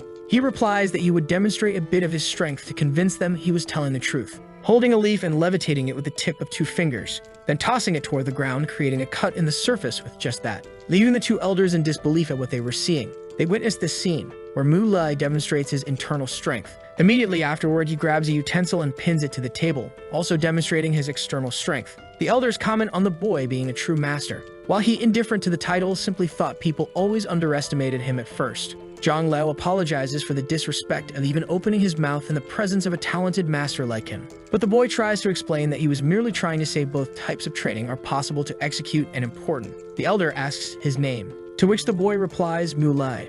Zhang Lao, calling him master, asks if the boy would like to have that tea house, offering to donate his establishment. Mu Lai explains that he only knew someone working there who wasn't feeling well, so he covered her shift. This catches the old man's attention, realizing someone there already knew about the mysterious boy, and he decides to ask if the person he knew there was the girl named Zhang Xiaoqin. He affirms this to the elder, who, upon hearing this, believes he has been blessed by God because the girl has a close relationship with the young master. Outside the room, the manager finds the unusual silence inside strange. He paces back and forth, imagining the worst scenarios, fearing the two elders might have gotten furious for some sudden reason. But interrupting his thoughts, someone descends the stairs. He turns to find Mu Lai leaving the room and asks if the clients were satisfied with the service. Mu Lai responds that everything was resolved because he explained the two clients were wrong and convinced them with arguments. Hearing this, the manager is shocked, thinking the worst, as he watches the boy leave the establishment as if nothing had happened. He wonders what gave such a boy the courage to argue with his two clients as he anxiously climbs the stairs.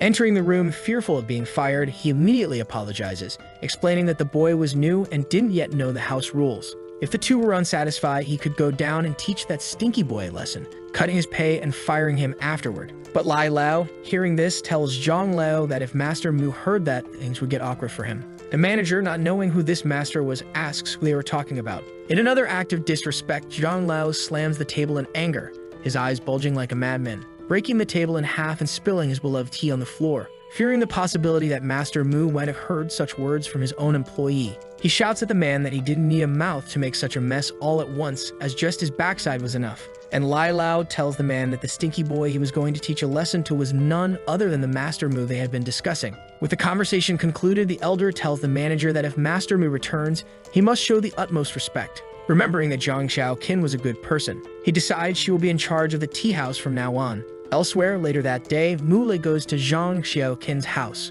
The girl says that whenever she thinks about her sister, she feels very sad. Mu Lai tries to comfort her, saying her late sister had said being her sister was the greatest happiness of her life, asking her not to feel that way, as perhaps she could see her sister again someday in the future. But she, crying, says he doesn't need to try to comfort her, because she saw the cremation of the body with her own eyes, making it impossible to see someone who has already died. With tears in her eyes, she turns to the boy, and she realizes he had already left, without even giving her a chance to thank him for what he had done. In his room shortly afterward, the ghost girl is rummaging through everything in the room, spotting a porcelain jar made of jade. Mu Lai arrives and explains to her that this jar would be her new home in the future. She seizes the moment to bombard the boy with questions, wanting to know more about where he had learned those things. The boy, hearing all this, asks her since when she had so many questions, and Zhang Xiaozi says she had many more beyond those because she knew that in a man's room there were things that shouldn't be seen, one of them being the various small yellow books hidden under his bed. Hearing this, he immediately tries to trap her inside the jar, ending the conversation. But the girl didn't seem very willing to stay inside, while his sister appeared at his door to see if he was inside. He then stops yelling at the ghost girl, who pushes the jar against his chest, trying to take advantage of the situation to escape, heading in the opposite direction. But she fails and is trapped inside the jar, while Mu Li's sister opens the door at the same moment and tells him to be more discreet. He asks what she's talking about, to which she replies that everyone could hear the noise coming from his room and that if she found out it was a woman, she wouldn't forgive her brother. Mu Lai, embarrassed, asks if she needed anything to change the subject, and she says that a man named Yu Xiaoxiang was looking for him because the medicine he had ordered had finally arrived. Hearing this, he decides to see the man immediately, turning to the jar and begging the ghost girl not to leave in the meantime. She shakes around, saying she didn't want to suffocate in there, trying to get out somehow. Because of this, his sister hears strange noises coming from his room again as she descends the stairs, asking what he's doing. But he replies that he's coming down to speak with his visitor, while simultaneously dealing with his new rebellious ghost friend. Meeting with Mr. Yu Xiaoxiang, he hears the man inform him that this was the first century-old remedy they had found. He then opens the box to take a look, and comments on the old ginseng looking good, thanking the man for delivering it to him. But Yu Xiaoxiang says there's no need to thank him, as the boy had saved his grandfather's life, now being the savior of his family, saying they had already sent some people to buy that medicinal herb from Huaxia, and more would soon be delivered to him. Concerned about causing trouble for the man, he says that once he finds them all, he will pay for them and the effort. However, Yu Xiaoxiang insists that the savior of his family doesn't need to pay for anything, and he changes the subject immediately, pulling something from his pocket. It's an invitation letter for the elder's 66th birthday, where it would be nice to have Mu Li's presence on the day. Mu Lai assures him that he will certainly attend the elder's birthday. Later that night, under a full moon in the city, Mu Li appears meditating to accomplish something in his room. He then opens his eyes, holding the medicinal herb delivered earlier by Yu Xiaoxiang. He takes a nibble of it just to understand more about it, and Zhang Xiaoze emerges from the jar, seeing the scene with a concerned expression. She asks if the boy is sick to be eating that dry, but he doesn't notice her as he is deep in meditation, commenting on how mortals are incapable of absorbing the properties of such a herb. However, he can do it without any problem, finishing his training, and finding his ghost friend in front of him, asking what he had finished, catching him off guard. She approaches him without saying anything, asking if he could at least hear what she was saying while placing her hand on his forehead to see if he was sick. In that moment, he dizzy looks at her chest, lost in thought, while she says she's afraid that it might not be just a common herb. But he removes her hand from his forehead, embarrassed, and orders her never to interrupt his training again. And while thinking nonsense, he says that, as punishment, she will guard the house alone that night. However, she disagrees with the idea and says people need to go out and have fun occasionally. Mu Lai then holds the jar and tells the girl to obey him without forcing her to do what he wanted. With that threat, she decides to follow his orders. Returning to the jar, the boy then goes to his sister, calling her for a conversation, making her ask if something had happened. He says he needed to tell her something, asking them to have dinner together at the most famous restaurant in Beijing. This makes his sister blush, turning her face away without saying anything. Some time passes and the two head to the place. They enter the restaurant called Gu Yu together, while one of the guards loudly announces that the martial arts sect would be gathering there, so they needed to work properly that night.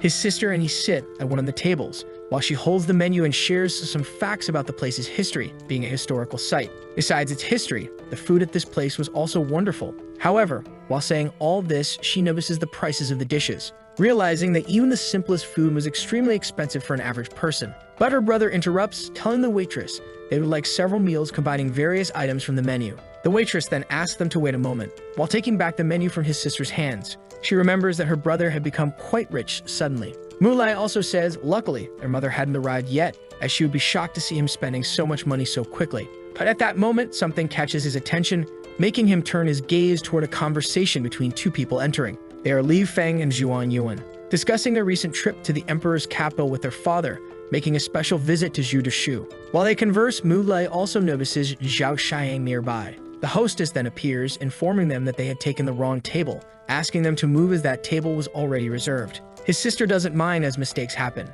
She then calls her brother to move, but for some reason, he doesn't seem to hear her. She stands up and tries to pull her brother by the arm as two of the people who had just arrived approach her, and one of them ends up slapping her on the rear, asking the beautiful lady her family name as he hadn't seen her at past gatherings, complimenting her, saying he would surely remember her face if he had seen her before. At that moment, Mu Lai, witnessing everything, prepares his usual lethal attack, throwing himself between them, stating they were at the wrong table, as they were just a normal family of ordinary people. Another man in a suit approaches, asking why the rush to leave, introducing himself as the host of the upcoming meeting named Wu Keming. He comments on fate bringing them there on that particular day, asking them to sit down to avoid disrespecting him. The guy who had slapped Mu Xin's rear calls Wu Kaiming young master, respectfully commenting on his rapid progress in training. But Wu Kaiming says that, in fact, he was quite slow despite being ahead of most people. Mu Xin remarks that those people didn't seem good, suggesting they sit down, but her brother tells her not to be afraid, while the guy hands her a corporate credit card, saying he'd like to get to know her better when they had more time.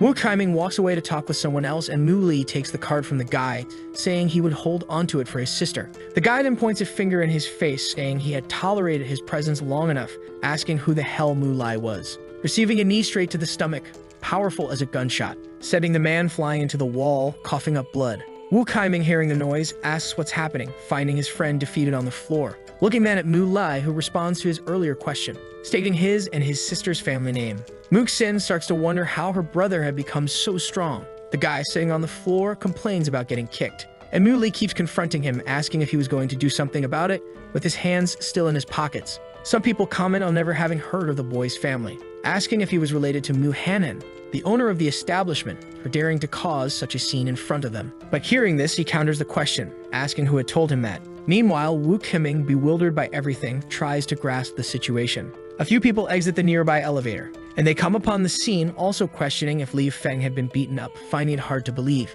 He now felt humiliated for the first time in his life. He grabs a chair with his hands, and decides to go hand to hand, shouting that he didn't care if Mu Lai was from the family of Emperor Mu Hanan, because that night would be unforgettable. But he ends up taking another kick, this time square in the face, knocking him completely to the ground, defeated. Wu Kaiming asks Mu Lai not to treat him with disrespect, stating that this was a gathering for all the young masters of Bijou, saying that his sister wasn't anything special, and that her associating with someone like Liu Feng could even be beneficial for his family, ordering them to apologize to his friend to end the fight. Mu Lai looks at him, flashing a sarcastic smile that seems to unsettle Wu Qiming, asking who the hell he thought he was and why he needed to treat that guy with respect. This shocks the onlookers, seeing Wu Qiming being disrespected like a mere nobody. Wu Qiming, hearing all this, starts to declare that since he alone couldn't make the boy behave, perhaps all the gathered masters could. But he fails miserably with that statement, trying to assert dominance over Mu Lai, who remains completely unfazed. This causes Wu Qiming to emit a blue aura from his body,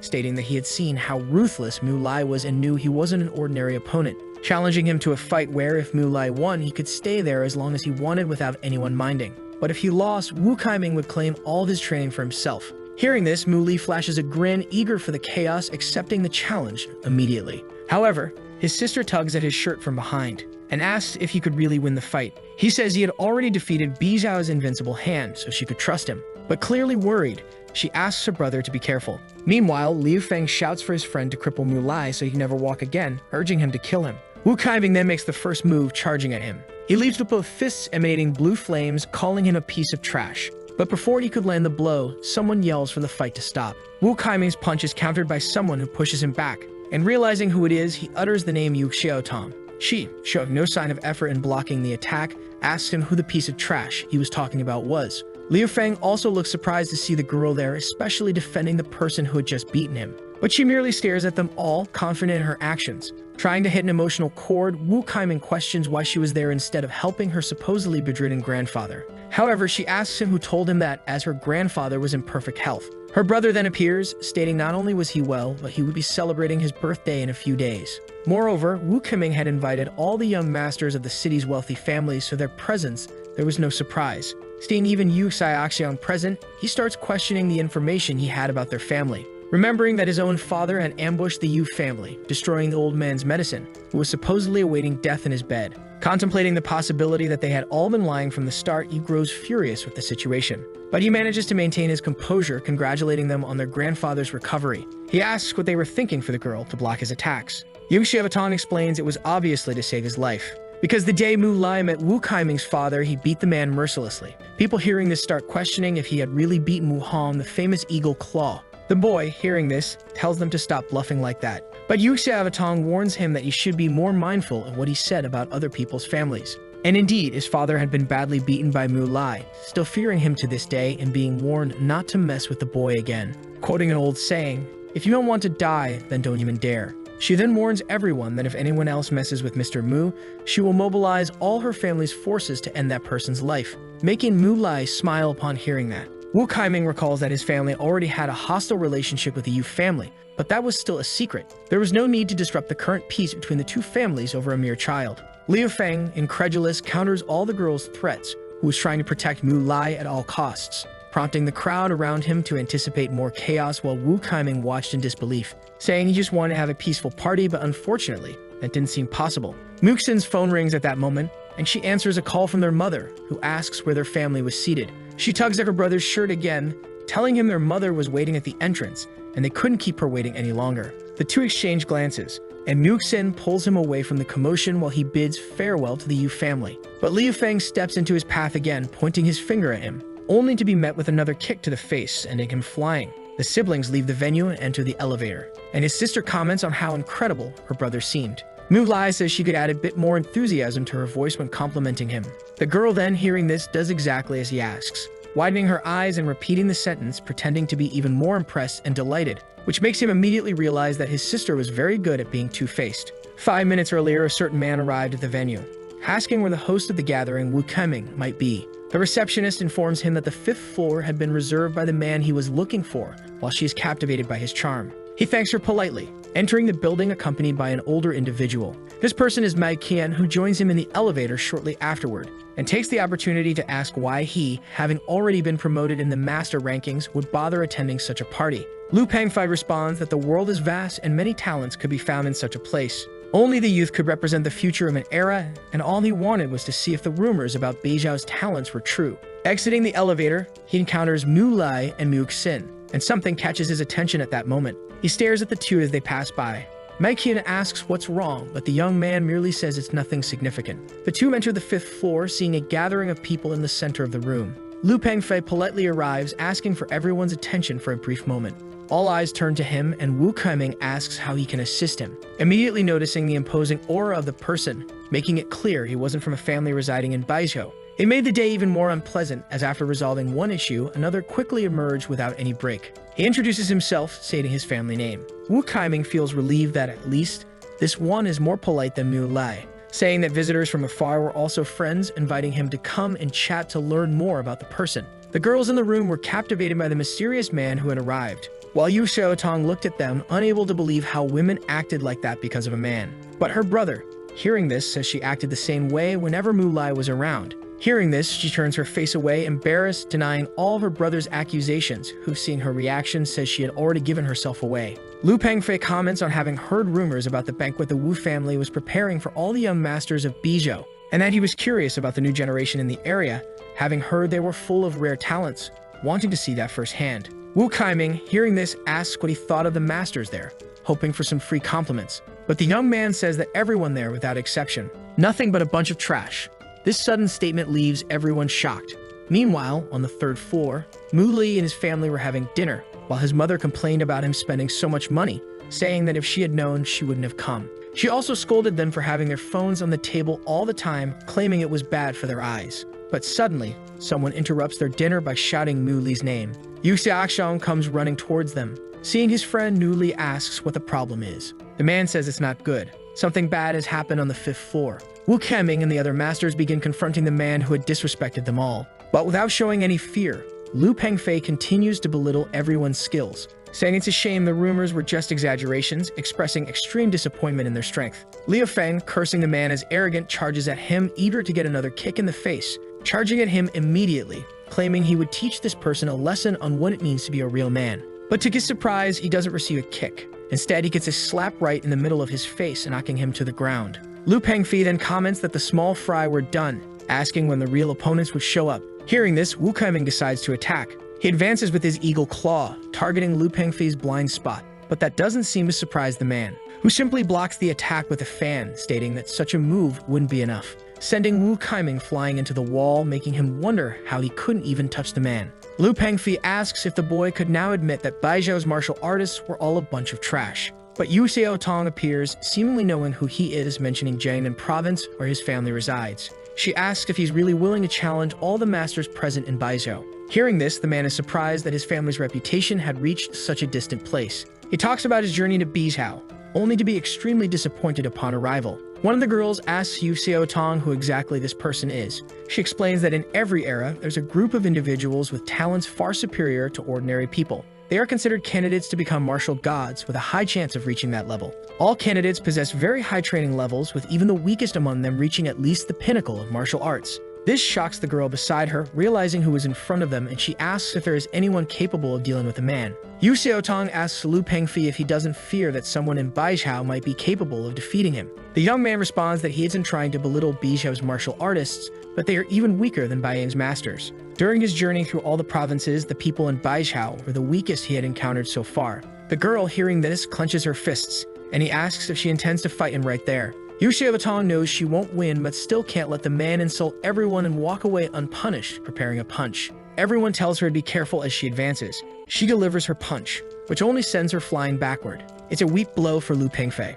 Everyone decides to charge at him together, seeing the girl bleeding. But she stops them from advancing, saying that Baizhou does have a genius, but she isn't sure if he could handle this particular person, trying to buy time for her brother to call Mu Lai on the 3rd floor. Hearing this, Lu Pengfei seems curious to meet such a person. Along with everyone else who didn't know someone as powerful as Lu Pengfei was present, Yu Xiaoxiang then appears with Mu Lai. He sees his sister on the ground bleeding and rushes to help her, taking out some medication from his pocket. He informs her that he has already called Master Mu and that she needs to take the pill quickly to repair her meridians. Lu Pengfei turns to Mu Lei, asking if he is the savior of the day, and Mu Lai replies that he has heard about the offenses Lu Pengfei made against the local masters while expressing his disappointment with everyone, which confirms everything he had said earlier, adding that he wasn't sure if Mu Lai could really make him regret his own words. Hearing this, Mu Lei challenges Lu Pengfei, saying he would stand still, and if Lu could make him take even a single step back, he would win. This seems to excite Lu Pengfei. He declares he will use all his strength, not just to make Mu Lai step back, but to send him flying far away, warning that Mu Lai shouldn't blame him if he ends up dead, as he get asked for it. Lu Pengfei prepares an attack with the aura of a giant serpent appearing behind him, impressing everyone watching with the technique. Even Mu Lai, for the first time, is intrigued by the strike, noting that Lu Pengfei seemed to be using some legendary moves such as the Shadow Snake Palm. But despite being a great move, it didn't matter much, because the result of the fight would be the same as always. He then prepares a punch, channeling energy to counter the attack, leading to a clash between the two. The audience starts wondering about the level of these two and if what they were witnessing was even possible, until Lu Pengfei loses the clash and is sent flying backward with great force. His body crashes into his uncle Mai Qian, who asks Mu Lai how he dared to harm the young master like that. His nephew admits he wasn't as strong as he thought, having once met a man capable of ending the world with a single punch. He had even tried to become his disciple, but the man was in a hurry to leave, making it the biggest mistake of his life. Since Mu Lai's strike was as powerful as that man's punch, he asks if they knew each other. Mu Lai replies that he didn't know him but would like to meet the man someday. However, he still needed to know if Lu Pengfei thought everyone there was trash.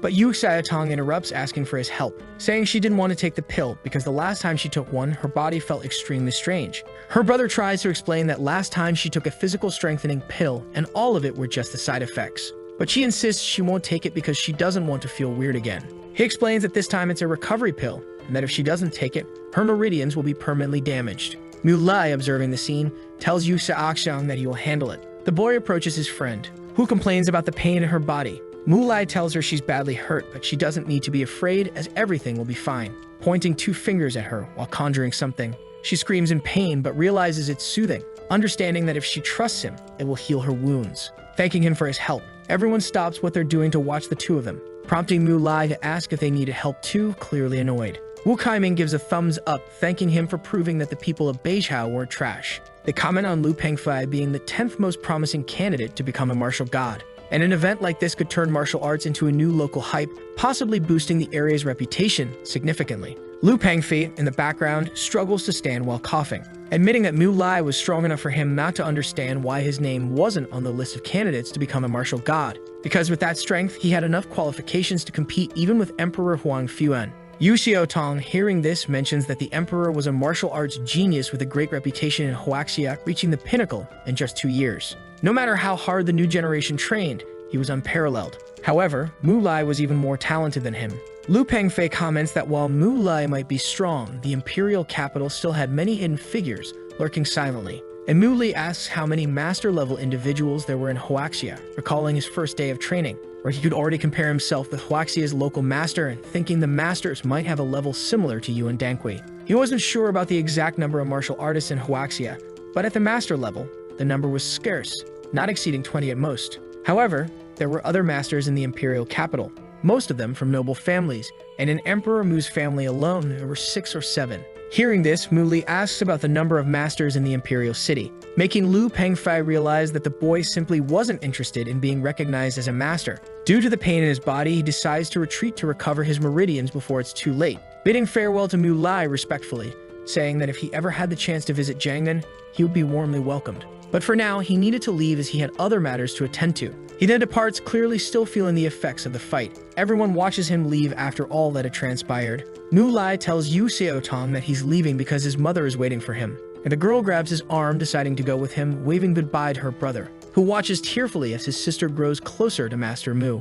They head towards the elevator, while Mu Lai reflects on how everyone still doesn't realize he isn't a martial artist. He could be the leader of something within the Confederate Alliance, but he couldn't limit himself to just that. On another day, Mu Li appears in his room, asking his ghost friend to come out of the jar, but for some reason, she seems unwilling, making him ask what had happened. Suddenly, she appears behind him, informing him that she hadn't stayed in the jar because she had been outside for a while. Confused, he asks how she managed that. She reminds him that he had taught her some basic ghost training techniques before. Inside the jar, it was so dark, empty, and cold that he couldn't expect her to stay there doing nothing, so she decided to start training. Besides, the boy wasn't even poor, so it wouldn't hurt to buy a bigger jar for her to live in. Being stuck in there for so long, she had plenty of free time. After practicing a lot, she says she felt strong enough to leave, successfully doing so afterward, which made her quite happy. Surprised by what he heard, Mu Li asks how she could move between the spiritual and physical realms so quickly, achieving something that few could accomplish in just 1 day of training, making the girl now think she might be some kind of genius. Mu Lai grabs one of his books, trying to understand how a ghost could be so talented. while she approaches and asks what this physical realm he mentioned is, not knowing anything about it. Only worried about confirming if she really was a genius, she asks him to congratulate her for being so amazing, to which he just asks her to stop. She turns her back, sulking about how hard it is to get a compliment from him. But Mu Lai explains that now that she could interact with the physical realm, he could teach her how to create a body for her soul. Zhang Xiaozi asks how she would do that, and he asks her to come closer to his bed to show her the technique. The girl becomes embarrassed at the thought of him asking her to be on the bed beside him, starting to imagine all sorts of things. Mu Li asks what she thinks they're going to do, but she simply says she hadn't thought of anything, trying to hide her silly thoughts. Continuing the training, he explains that it's a soul transformation technique, and once someone surpasses the first layer of reality, it could attempt to create a physical object by imagining what they wanted. An hour later, Mu Lai is already starting to give up, listening to the girls say she wanted to be a tree, transforming into a tiny one, and without pausing, she says now she wants to be an animal, turning into a rather strange-looking pig, which Mu Li notices and asks who told her that's what a pig looks like. Angry, she accuses him of only being interested in seeing a woman's body in front of him, deciding to transform into her own physical form, and asking if she looks beautiful, her face full of embarrassment. Mu Lai says that actually he couldn't see her. She starts to panic, realizing something strange is happening, feeling too weak to stand on her own. Falling into Mu Lei's arms, she says she feels very weak and strange, not knowing what's happening. The boy explains that of course she would feel exhausted from constantly changing her soul's form as it consumed energy. Still worried, she asks if he could do something to help her, but he tells her not to panic, she just needs to recover some of her energy, giving her a reassuring pat on the back. The girl asks why he hadn't explained this earlier. Mu Lai replies that it wasn't worth mentioning. At least now she could manipulate the form of her soul. However, she doesn't see the point of learning that skill, thinking it wasn't really useful, and promptly attacks him in frustration. 3 days pass and a birthday arrives. He shows up at the mansion on a motorcycle, asking if this was the location for Mr. Yu's party. The guard remarks that even after 10 years of working there, he's never seen anyone arrive on a motorcycle at the residence, considering the possibility of removing the man from the premises. However, the birthday celebrant appears alongside his granddaughter Yu Xiaotong. Mu Lai hands him a gift, wishing the elder longevity, who seems delighted to see him again. The girl grabs Mu Li's arm, saying she needs to show him their garden, which makes the elder think it would be great if the boy became his son-in-law. Soon noticing Wu Hong was also present. One of the guards points out that Wu Hong hadn't been invited to the party, but he insists he needed to attend to congratulate Mr. Yu. He then enters the party, pleased with himself, wondering how he managed to pull that off. Mu Lai and Yu Xiaotong, sitting in a lounge, start talking. The girl comments on how frightening it is that he reached such a level at a young age, asking how it's possible. He responds that with enough training, it's not that difficult to achieve, which makes her feel useless, thinking his answer might just be a joke to mock her. The two toast, and the boy asks his friend to call him by his name from now on, and she agrees to stop calling him Sir. Meanwhile, she contemplates how close they've become, even considering the possibility of marriage and having children together. Feeling nervous at the thought of whether she'd want a girl or a boy, Zhang Lao and Lai Lao appear, greeting them and starting a conversation. Wu Hong also shows up, spotting what seems to be his target, grabbing a glass of wine. He approaches Mu Li, apologizing for what happened in the metro, offering the drink to him. Without hesitation, Mu Lai accepts the drink, downing it in one gulp. Wu Hong then goes to speak with Mr. Yu, commenting on how he discovered the elder had recovered from his illness, offering his congratulations. The elder recalls that for some reason the Wu family had brought a significant amount of wine to the party. The man, wanting to say something, begins to capture everyone's attention, seeing it as a golden opportunity with so many important families gathered. He declares that everyone in China knows Bizhao is a weak region, with no province there having martial artists of master level. Lu Pengfei had reprimanded him for the level of his warriors, and moreover, for the past 7 years, a new generation hasn't had the opportunity to refute the facts. Wu Hong glances back at this moment, wondering why Mu Lai isn't drinking the wine he brought, growing nervous. But he continues his speech, questioning why they haven't yet shown their strength, unable to understand the reason. One person, trembling with anger, adds to his remarks, saying they lack a leader, and because of that, the region can't truly become strong. Wu Hong agrees, stating that his family has lived there for a long time and therefore they can't tolerate the situation any longer,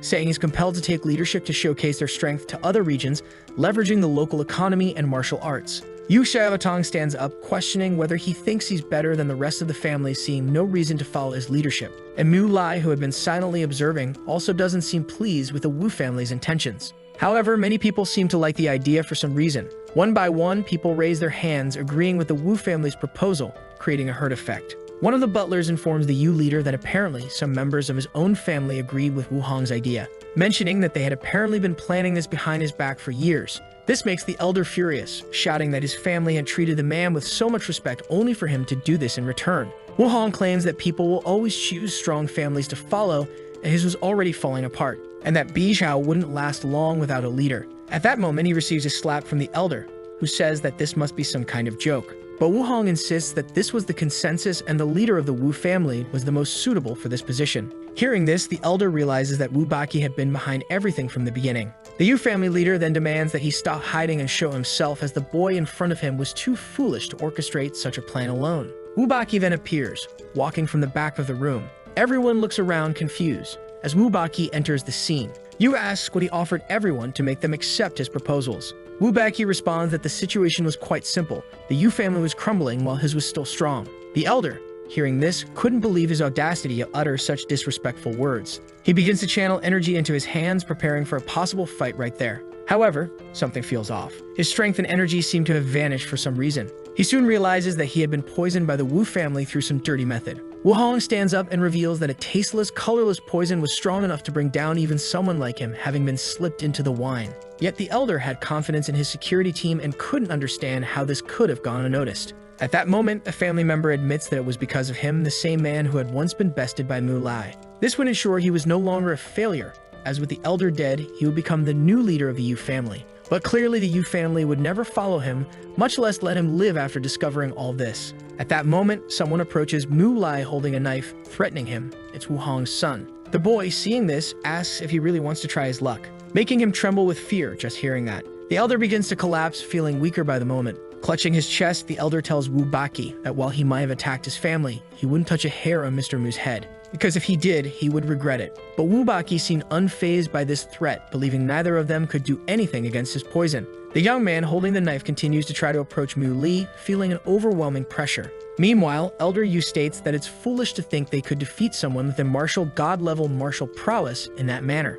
Hearing this, they can't believe the elder's words. There was no one of that level in all of Bijou. Not even Huan Fuyun had reached such mastery, making it practically impossible. Looking at a mere boy, it seemed even more absurd that he could have reached that level so young, and if he had, he wouldn't be there with the Yu family. Wu Baqi approaches Liu Feng and asks if he had seen the boy fight at the Gu Yu restaurant before, asking him to tell everyone that Mu Lai wasn't as powerful as they thought. Liu Feng confirms that Mu Lai hadn't reached the level of a martial god yet, but without a doubt he could already be compared to Huang Fuyun, being a true martial genius. He recounts how Mu Lai had single-handedly defeated Lu Pengfi, sending him flying with just one bare-handed strike. Hearing this, Wu Baqi orders the boy to shut his mouth. Elder Yu begins speaking with Minister Wang about the wicked and immoral actions of the Wu family taking place that day, trying to comprehend everything. Beyond the attempt to eliminate his entire family, they would still disrespect a great master, disregarding the martial alliance he was part of. But Wu Baqi says that, in fact, what was really happening was just a normal martial artist mysteriously dying around there.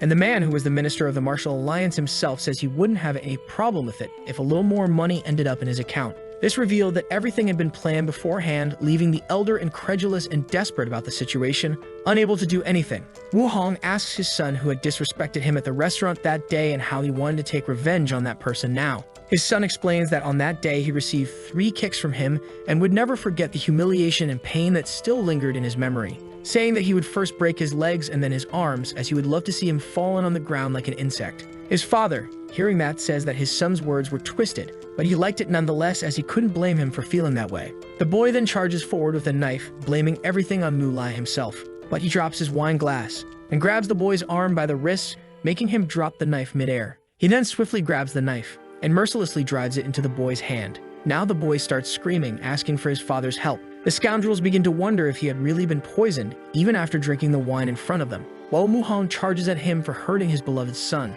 Mu Lai simply tells everyone to get out of his way, delivering a precise kick to the man's face with a light and simple movement, effortlessly sending him flying to another part of the mansion, while everyone else questions if this was really the level of a poisoned martial master. But even though he was strong, he was still at a disadvantage, as there were many of them prepared for a fight. However, seeing that the young man didn't seem to be in a truly unfavorable situation, some people decide they wouldn't fight no matter what. One of them even says that the Wu family had called them there to wipe out the Yu family, but the current situation was extremely immoral. They decide to let the 2 families resolve their issues without meddling. But Wu Baqi appears next, trying to take control of the situation, heading towards the young Mu Lai, saying that he was indeed poisoned, and because of that, he would prove they could trust the Wu family's word, having no need to fear the boy. because this was the guy at the peak of strength in his family, showing that even though Mu Lai was at the master level, he felt no fear of the boy actually wanting to see how strong he really was. But by advancing carelessly, he ends up taking a precise blow and is sent flying. And before he could get up from the ground, he looks back in fear,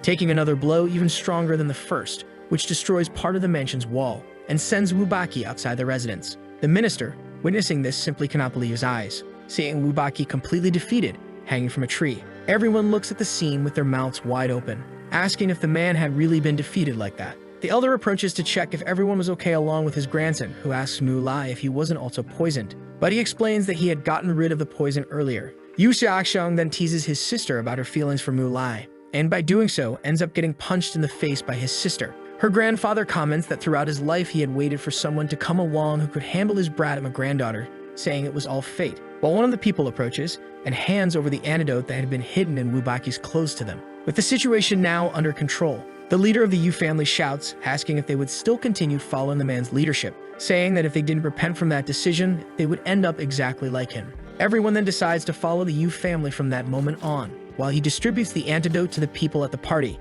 He thanks Mu Lai for saving his family from destruction, then asks the young man to become the true leader of the Yu family. Mu Lai, hearing this, asks if he was really sure about that, since he couldn't offer any benefits in return and would soon be elsewhere doing other things. Even so, they agreed with this decision. Thus, he said he would do his best. Elder Yu officially announced the new leader to everyone, saying that his words from now on would be absolute orders, something that didn't seem to please everyone but made sense since the boy had demonstrated such a high level of strength. And because of that, it was better to stay close to someone like him as he was powerful. The elder continued his speech, saying they could grow if they worked together, achieving great things. He called upon all the family leaders present to jointly decide the leader of the Bijao Alliance. Everyone listened attentively to the old man's words. He finally concluded his speech, saying that all this was for the new generation, sharing some of his family's knowledge with them. People began to get excited about this. One leader at a time commented on supporting the proposed idea. Everyone started planning how things would work, needing a base of operations. They considered the possibility of the place being led by Mu Li,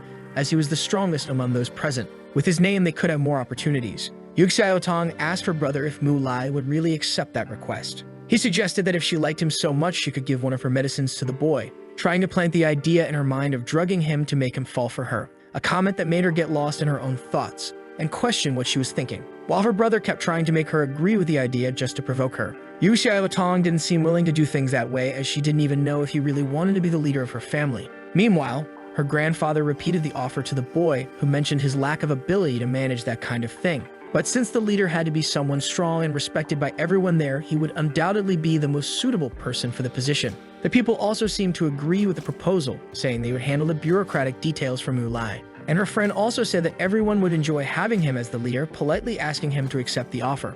All the while, she continued to hear her brother teasing her, her face red with embarrassment. She asked her brother if he was still mocking her even in such a serious moment, and looking at the whole situation, Mu Lai finally decided to accept that responsibility, saying he would also be Bijou's leader from then on. Everyone began to rejoice at that, now calling the boy the Alliance Master. After that, 3 days passed. Mu Li and his sister were on a bus.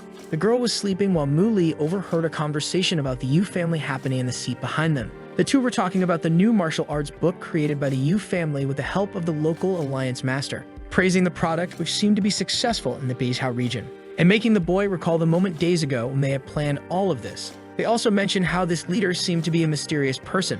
Rumors said this master didn't like to appear much, possibly being a truly extraordinary person. And his sister woke up, stretching and asking if they had already arrived. But he responds to her, saying there was still an hour and a half left until the end of the trip. The people on the bus praised the two for getting along so well together, until they finally reached their destination. His sister jumped off the bus with a cheerful face, looking very excited. She said goodbye to her brother, saying she would head to school first. Mu Lai took the opportunity to check his phone, where he discovered that Su Jiaqi had supposedly been murdered the previous night. He grabbed a bicycle that was next to him and headed to his friend's house, almost running over people on the way as he was worried about what he read on his phone. They complained about him riding without paying attention to his surroundings. Finally arriving at the Su village, he began to enter the place, and Su En welcomed him back to his house. Mu Lai mentioned that he had hurried over after the man's call the previous night, and the man apologized for causing trouble again, but the boy said it was no trouble at all. Someone then appeared, shouting his name from afar. It was Su Jiaqi, who suddenly jumped on him. She seemed extremely happy to see her friend again.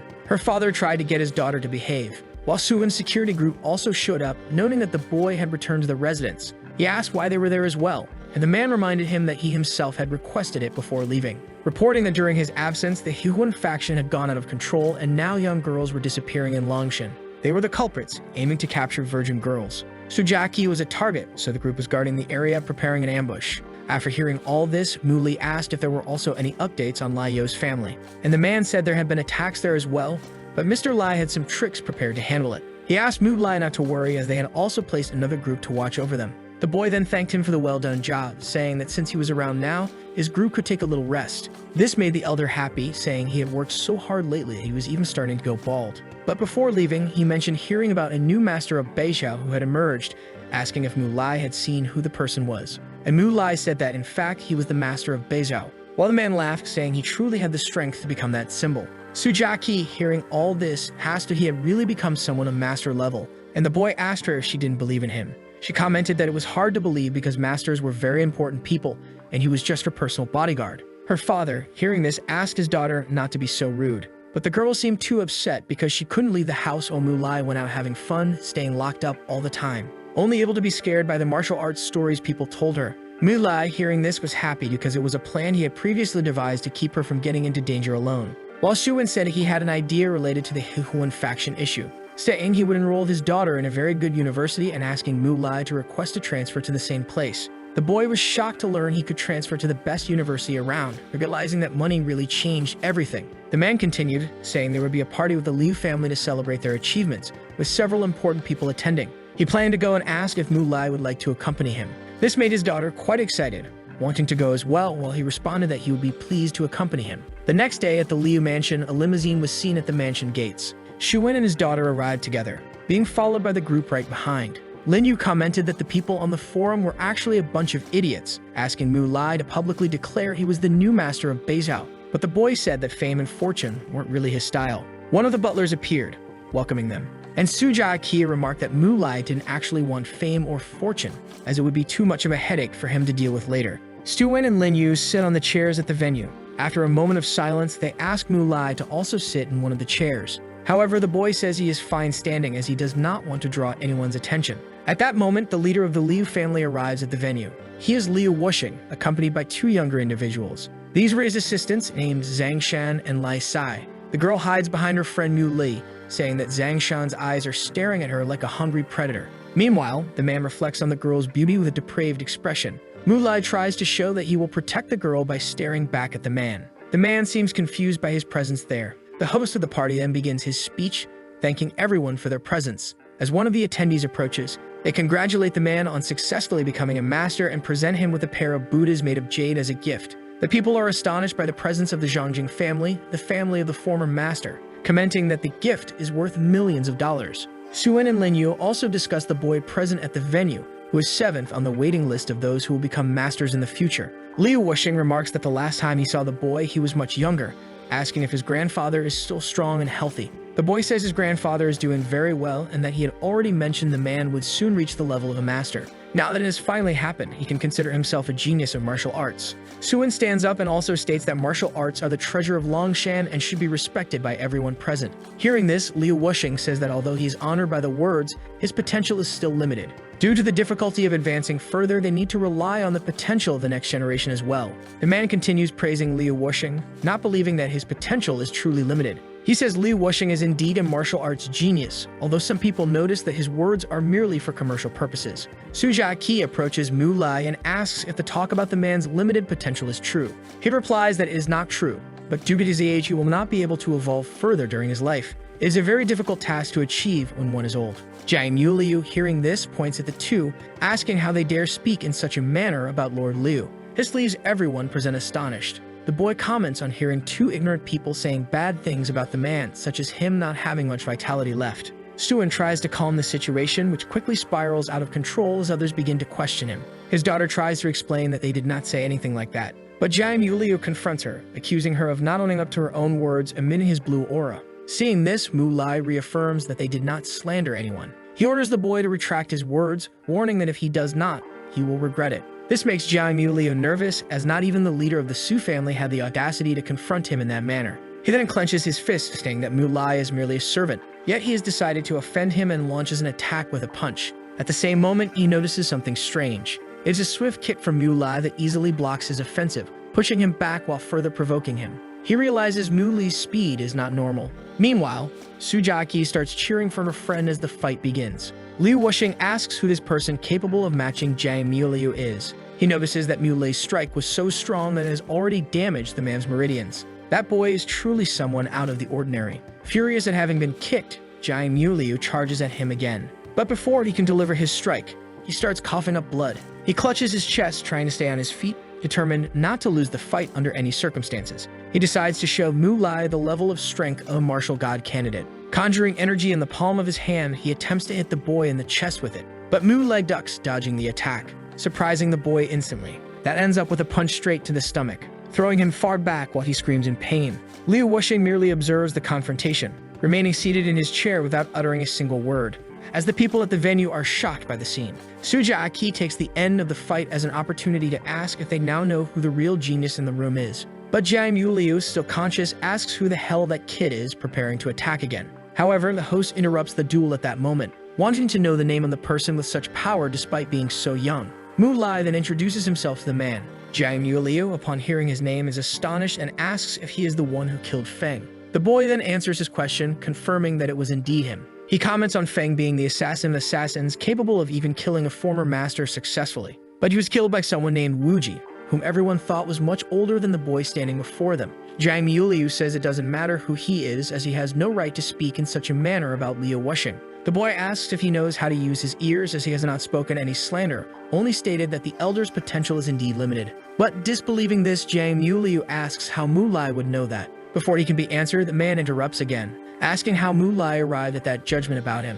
The boy explains that the man had been at the peak of martial arts for quite some time, but to evolve to a higher level, he had not done so naturally and have forced the process, shocking the man, who doesn't know how Mu Lai has that information. He continues explaining that because of this, his meridians have been blocked and the roots of his bones deformed. Furthermore, his advanced age already limits his potential, making it practically impossible to continue evolving in this current life. Jiao Muo calls the boy arrogant, claiming that Liu Wuxing is the most powerful martial artist, even capable of resisting gunfire, and that his life could be extended by several hundred more years, making it impossible for his potential to be as limited as Mu Li asserts. After saying all this to the local master, everyone remains silent, waiting to see what will happen to the boy next. But Liu Wuxing says that everything he has said is correct, but he doesn't understand why the boy thinks his potential is limited. Mu Lai then approaches the man and holds his wrist without saying anything. Upon doing this, the man instantly perceives the boy's level of strength, better understanding why he said all those things. Liu Wuxing immediately invites him to talk in another place,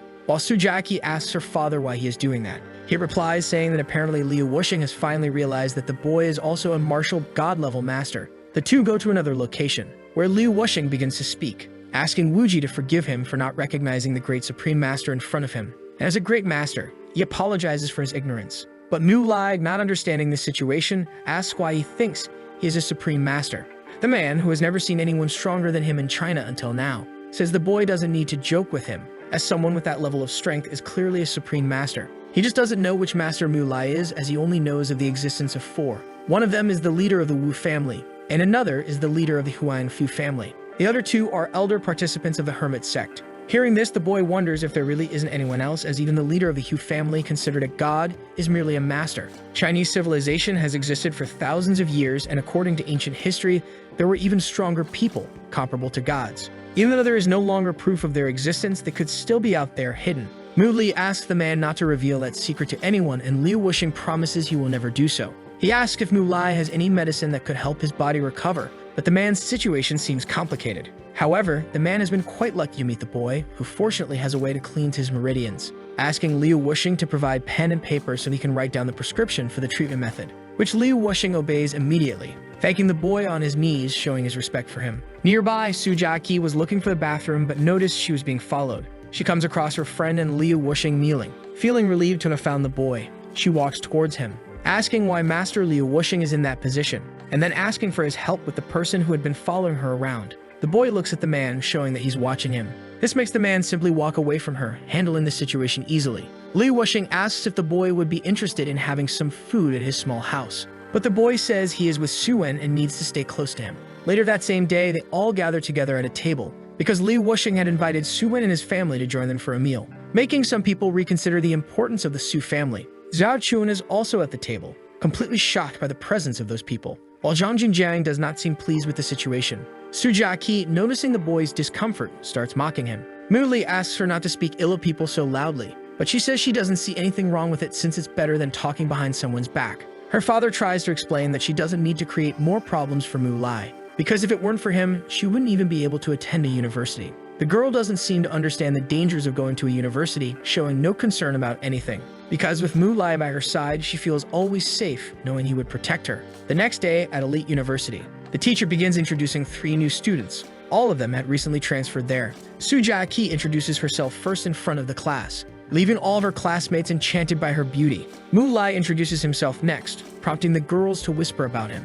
Zhao Chun also tries to introduce himself, but with those 2 beside him, he doesn't seem confident enough to make a good first impression. The teacher then resumes the lesson, asking the new students to find available seats in the classroom. One of the girls in the class calls out to Mu Lai. She's actually his friend Lai Yao, surprising him with her presence. She asks him to sit next to her. He decides to do so, making Su Jiaqi jealous. She makes a sulky face, cursing him in her thoughts. Then she grabs Zhao Chun by the arm, so the 2 of them can also sit together in the seat behind Mu Lai. The boy is confused, not understanding much, while she clearly doesn't seem happy with the situation. Lai Yao asks what he has been doing all this time and why he hasn't visited her. He explains that he returned to Baizhou to see his family, but had heard that the Hehuan faction attacked them again. Everyone watches the 2 talk in complete silence, while 2 of them start wondering who that kid is and if he isn't afraid of Xu Shadon coming after him later. The girl responds, saying that some people are secretly protecting her, and that she also has the jade necklace he gave her. This makes him realize that she's a really nice person, and it's no surprise everyone there worships her like a goddess. Not to mention her appearance is also quite stunning. Lai Yao mentions that he told her he gave her the necklace because he owed her something, but she doesn't remember what that debt was. This statement makes Mu Lai recall things from his past, his old life, where he used to beg on the streets as a homeless person, with no one to help him. Until one day, Lai Yao appeared, asking if he needed anything. However, because she went to that place, moments later she was assaulted by Zhao Xiang, who abused her and caused her to commit suicide. Remembering the situation, Mu Lai simply tells her that if she ever needs anything, she shouldn't hesitate to ask for his help. Without asking further questions, she just says okay. Watching the whole moment between them, Su Jiaqi is dying of jealousy, holding her friend as if he were a rag doll. The university bell rings after class, and everyone starts getting up from their seats, with everyone heading home. Lai Yao asks to show them around the university, but Su Jiaqi turns her face away and says that she actually prefers wandering alone, not wanting the girls' company. She walks away in the opposite direction, sulking. Lai Yao notices this and comments that his friend didn't seem to like her at all. But Mu Lai tries to explain that she just acts like a child sometimes, but has a good heart, so there's nothing to worry about. The girl mentions there's a gym nearby and asks if he would like to go there with her. Suddenly, 2 people appear, asking who the girl's friend is. Xu Shadong shows up in front of them, calling Lai Yao just by his name Yao as if they were close. He mentions that he has already visited her uncle and is excited about doing business with her father, but he is interrupted by the girl questioning why he's addressing her so intimately, as even her father doesn't do that. He then says he will call her by her regular name. As he moves closer, he tells her she looks very cute when she's shy. Xu Shadong tries to take advantage of the moment to touch the girl, but Mu Lai grabs her arm and says they don't need to waste time there as the break will end soon. This makes the uncomfortable girl feel a bit relieved by his presence. The boy then looks at Mu Lai with discontent and asks if the girl is showing her new classmate around, saying it's nice of her. He offers to do it himself, claiming he would gladly teach Mu Lai all about the place and its rules. But Mu Lai says he's already happy with Lai Yao's company and that they don't need his unnecessary interruptions. Xu Xiaodong's friend asks if he doesn't know who he's talking to, claiming it's a privilege not everyone gets, but the boy doesn't seem to care. However, Xu Xiaodong tells his friend not to be rude, saying Lai Yao's friends are his friends too. There's no need to compete with ordinary people, as he is the heir of the Kexu family. His friend immediately apologizes, which makes Mu Lai indignant at how young people these days suck up to others like that. Interrupting this scene, an SOS message pops up on Mu Lai's phone. He asks his friend to take him to the school grounds urgently. They turn their backs on Xu Shadong, prompting the 2 to decide to follow them to find out what's going on. Upon reaching the grounds, it seems a fight is about to start. Sir Aquan appears, fighting someone even stronger than him. His opponent launches another attack at him, but Mu Lai decides to intervene in the conflict. He starts emitting his aura to fight, surprising Jiao Huan, as he watches Mu Li's blow land squarely on his opponent's chest, knocking him back. Mu Li asks his friend what's going on. Svanhua explains that he and Su Jiaqi were walking around the school when someone suddenly started following them, then tried to harass the girl with dirty words, leaving him no choice but to confront the guy right there. Zheng Wei gets up from the ground, asking if the girl is made of gold to be so sensitive to a few jokes. Mu Li asks the girl if the guy really did that. She confirms, saying her dear damsel was being harassed by him, making him a bit uncomfortable in front of the watching and listening crowd. Realizing his situation is dire, Zheng Wei asks what they're going to do to him, warning everyone not to touch him or they'll face serious consequences. He starts pointing his finger in Mu Li's face, shouting insults in desperation, saying if he really wants a fight, he better knock him down before it's too late. But Su Shadong appears and orders the boy to apologize to Su Jiaqi. Zheng Wei asks what Su Shadong is doing there too. He explains that Yao's friends are his friends, so he needs to apologize quickly, though it's clear Su Shadong's intentions toward the girl are different. Nevertheless, Zheng Wei apologizes, which doesn't seem to please Su Jiaqi much. And then she leaves, hearing the praises Su Shadong received from the students for handling the whole situation. He also apologizes to her, saying there were always nuisances around, but Su Jiaqi says she didn't mind because Mu Li was by her side, which ends up bothering him even more. Even so, he starts a conversation, saying he had heard rumors about the director of the Su Enterprises having a daughter who looked like an angel, but now he sees that all of that was a lie, leaving her confused, not fully understanding his comment, until he finishes his sentence saying that in reality she was far more beautiful than the sky itself, a statement that instantly makes Zhao Chun gag in disgust. Su Jiaqi thanks the boy for his compliment, saying she indeed had a good reputation. She then turns to her bodyguard, furious, asking where he had been and why he took so long to show up, making Mu Li wonder how she could change her mood so quickly out of nowhere. Su Shadong continued trying to make conversation with his classmate, also complimenting Lai Yao, which started causing severe nausea in Zhao Chun, completely uncomfortable hearing every word he said. But Su Shadong says he doesn't need to be bothered like that and that he would make it up to them with a banquet at his house that night. An action that left the student audience even more impressed with Su Shadong's efforts to protect the school's image. Su Jiaqi asks if the boy is the official representative of the university to be so eager to help others there, commenting that, unfortunately, they already had plans together that night. But the boy says the banquet was just an excuse to befriend her. He adds that since she was new there, he could teach her some interesting things about the university. He then renews his invitation, mentioning things like a mysterious person in a trench coat on campus. This catches Su Jiaqi's attention for some reason. He explains that there was a mysterious individual wearing a mask and a trench coat at the university. Interested, the girl asks what time the banquet would be, wanting to know more about this trench-coated person, which leaves him confused for a moment, since he didn't know the girl was actually searching for her mysterious unknown hero. He then says it would happen around 8 in the evening and that he would send her the location later. Su Jiaqi accepts his invitation, saying they would be there while holding onto Muli's arm. Zhu Shadong then takes the opportunity to invite Lai Yao as well, and the girl, worried about her friend, replies that she would attend the banquet too. The boy bids farewell to the group and continues on his way, accompanied by another friend. Li Yao, watching him walk away, comments in a worried tone that Su Jiaqi shouldn't trust sweet words because those people weren't good. But she already knew that and believed that even so, they wouldn't dare do anything against her openly. They look at each other for a moment, assessing the situation anxiously, and Mu Lai breaks the tension, saying they don't need to worry, as everything will be fine. Time passes, and they prepare for the engagement, which finally arrives as night falls. Inside the venue, a man appears asking if his employee managed to arrange what he had requested. He says he did everything as instructed, while some people open the door to the place where they are meeting. Su Shadong then asks his guest to sit down, and trying to avoid the boy, Su Jiaqi thanks him for his courtesy, but had decided to sit near her bodyguard, Mu Lai, who was at the other end of the table. He seemed unconcerned about anything until that moment, until his friend Lai Yao also arrives, apologizing for being late. Su Shadong asks the girl to sit next to him, pulling out a chair and inviting her to sit, but she also says she would sit near Mu Lai, leaving him holding the chair like a fool. However, upon arriving at the scene, Zhao Chun sees this, thanks the boy for his kindness, and sits in the chair he was holding, greeting his friends while Zhao Chun looks stunned beside him. Su Jiaqi asks the boy if he had mentioned some stories about the university, but he asks her not to rush and to enjoy her drink while he tells them all, starting with a mysterious library in a more remote part of the school. However, the girl complains about that being boring, wanting to know more about the mysterious trench-coated person, rooting the boy's plan, who had concocted an insane ghost story in his disturbed mind. Nonetheless, he begins telling the tale of a boy at Yimdi University who dreamed every day of becoming a superhero. Sometimes, he would climb onto the roof claiming he could fly. Because of this, all the students mocked him. But at that moment, for some reason, he stops telling his story, leaving the place completely silent. Curious, Su Jiaqi asks what happened next, wanting to know the ending. And the boy says that one day the boy actually tried to prove he could fly by jumping off the building and dying, ending his story. This makes the two girls bang their heads on the table, thoroughly displeased with what they heard. Su Jiaqi sits back at the table, appearing a bit anxious, as if he was waiting for something to happen. Some men show up at the entrance, discussing among themselves if their target location was really on the second floor.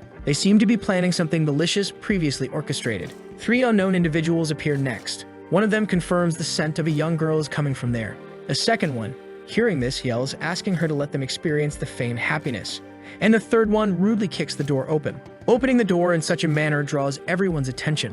One of the people inside asks who they are. Faced with these strangers, they begin to realize they had actually entered the wrong room. One of the butlers tries to direct them to the correct location, witnessing what seemed like a comedy show. However, it was already too late for them, as the people inside had gotten up to confront the group that entered in such a way. One of the intruders takes a deep breath and claims to be a professional wrestler, ordering everyone to step back before they regret it. But this only makes one of the men even angrier, who slams the boy into the ground with a single punch to the face. Meanwhile, the banquet in the other room continues as normal. Su Jiaqi gets up and says, unfortunately, they have to leave. Su Shadon asks if she wouldn't want to stay a bit longer to hear the rest of the stories, wondering in his mind why the group of troublemakers hadn't arrived at the location as planned, until someone yells his name asking for help. It's one of the people he hired taking another kick to the stomach. They had been completely defeated in the other room by the fighters who were relentlessly beating them, and they ask if Su Xiaodong is the leader of those guys. The boy, seeing Liu Stylen in front of him trying to confront him, is surprised and asks what the aspiring soldier is doing there. And not understanding why he shouldn't be there, he asks if the boy has a problem with his presence. Su Xiaodong already knew this person would not be easy to deal with, while the thug he hired screams for help from the boy. But he simply ignores the plea, dismissing him as if he doesn't know him. However, Liu Xilen grabs him by the shirt and asks what orders Su Xiaodong gave, commanding the thug to reveal the entire plan to attack the girls so he could play the hero in front of them later. However, they had entered the wrong room, encountering Liu Stylen and his group, leaving them quite irritated. This shocks the two girls, who were merely listening stunned, and Su Jiaqi moves closer to Mu Li, asking if he heard the talk about playing the hero to save the damsel. Not understanding what she means, he questions her. Meanwhile, Liu Xilen asks if Su Xiaodong doesn't have a less embarrassing way to attract women. The boy claims he has no idea what the thug is talking about, trying to prove in some way that he has no connection with the people. Hearing this, Liu Xilen decides to show them what real strength is, leaving him very irritated with the whole situation. The aspiring soldier says that if he did something to the girls, the boy wouldn't be able to stop him because he's weak.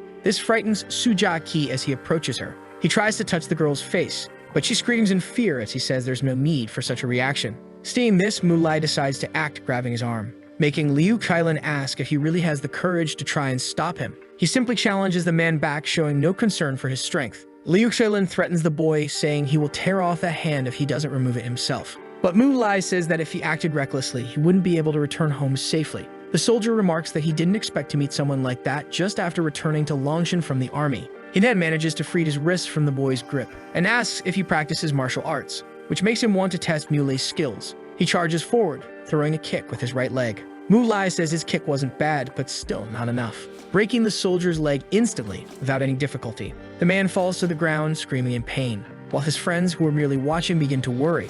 Liu Xilen realizes the boy's defense seemed like steel, where even giving his best, he was still defeated. Thinking that perhaps the boy possessed the legendary superior instinct, Mu Lai mentions his family name, asking who the soldier really is, which only irritates him more, having his name uttered by Mu Lai. Determined to fight despite barely being able to move, he launches a flurry of punches. However, Mu Lai easily dodges them all, getting even closer to Liu Xilen, and holding his head with his palm, pressing him down, forcing the man to kneel on the ground in pain. He says young people shouldn't get irritated so easily because if he kept hurting himself, he might not make it out alive. He then takes the boy's phone as if he were his father, and calls his grandfather Liu, the leader of his family, handing the phone back, saying the elder urgently wanted a word with him. His grandfather sounded extremely angry on the phone, asking what the hell his grandson was doing, saying the person he was dealing with there was the renowned master Mu Lai, making the boy's realization hit instantly. Liu Xilen tries to think of a way to resolve the situation without directly offending Mr. Liu for attacking Mu Lai, while enduring more scolding from his grandfather over the phone.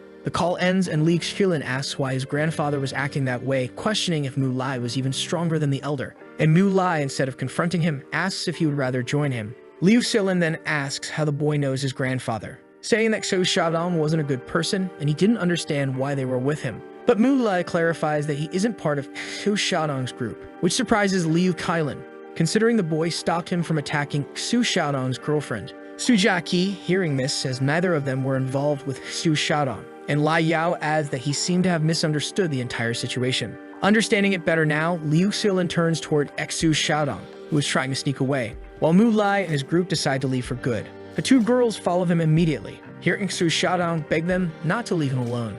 Liu Xilin comments that before joining the army, he held back from hitting people like that, but now he didn't care anymore, causing Xu Xiaodong to start panicking, being surrounded by the soldiers group, who wouldn't let him run outside, as Liu Xilin approached him ready to deal with the right person this time, saying he would clear up the misunderstanding immediately. Xu Xiaodong asks if the boy wants to deal with his family, but that doesn't stop him from getting a slap in the face right after. 3 days later, back at the university, some students were talking about an upcoming basketball game and how amazing Xu Xiaodong was at playing. While the conversation continued in the classroom, a student named Fang Kan approaches Mu Li, introducing himself as the basketball team captain, asking if he could substitute in the game against the university's finance department. However, Mu Li says he can't play basketball, but apparently that didn't matter much, because at the very least he would be more helpful than the other player who needed to be replaced. The girls in the class, hearing this conversation, ask if Mu Li would be playing in the basketball game too. Trying not to get involved, he tells everyone that he actually won't be playing, but Fang Kun keeps trying to convince him, saying they would meet at 5 in the afternoon at the university's indoor court.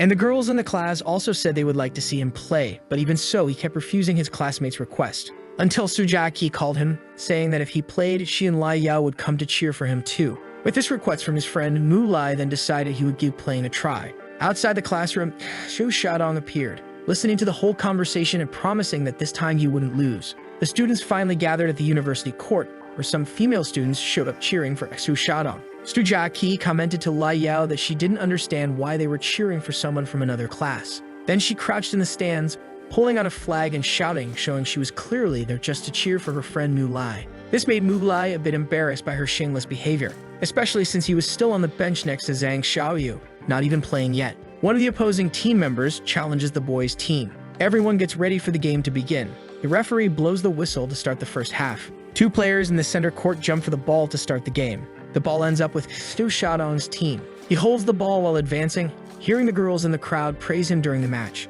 20 minutes into the game, another basket is scored, ending the first half, with a staggering score of 68-8. Xu Xiaodong already seemed confident of his victory, while everyone complained about the poor performance of Mu Li's team. Su Jiaqi also realized that the team she was cheering for was extremely weak, and Lai Yao commented that the finance department's team was very strong, and besides, even their classmates were rooting for them. Yet despite the losing team's poor performance, they didn't seem defeated yet, with their captain giving a few words of encouragement. Then he went over to the bench asking Mu Lai to finally play in the second half. But Mu Lai, who didn't want to play, asked if he couldn't just stay on the bench as agreed. However, his team was already exhausted and only had him left to step in for them, being a team not all talented in the sport with several glaring physical limitations. Seeing this, Fang Kun explained that they really had no better option and that he just needed to follow his commands during the game. Reluctantly, Mu Li agreed to play, not wanting to let them down, tying his shoes, while Xu Xiaodong simply watched, thinking about how he would make Mu Lai cry while playing against him. The second half then began.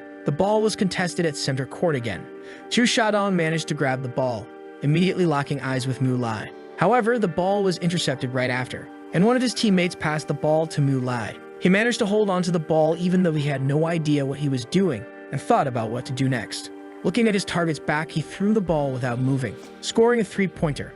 Amazed, everyone in the stands watched, with a shot that seemed unimaginable to everyone. Su Jiaqi, seeing the scene, felt happy for her friend, but Fang Kun asked what the hell the boy was doing, as the score increased for Xu Xiaodong's team, with everyone laughing at the scene. Mu Lai didn't understand why that was happening, even though he had scored. The captain explained that he had actually made a basket for the opposing team, making him realize the mistake he had made. Xu Xiaodong also mocked the boy, thanking him for his help. The game resumed with Xu Xiaodong's team in possession. The boy dribbled the ball again and Mu Lai moved in to guard him. Xu Xiaodong said he would show him what professional skills looked like, easily passing by him with a dribble, getting behind him, impressing everyone watching the game.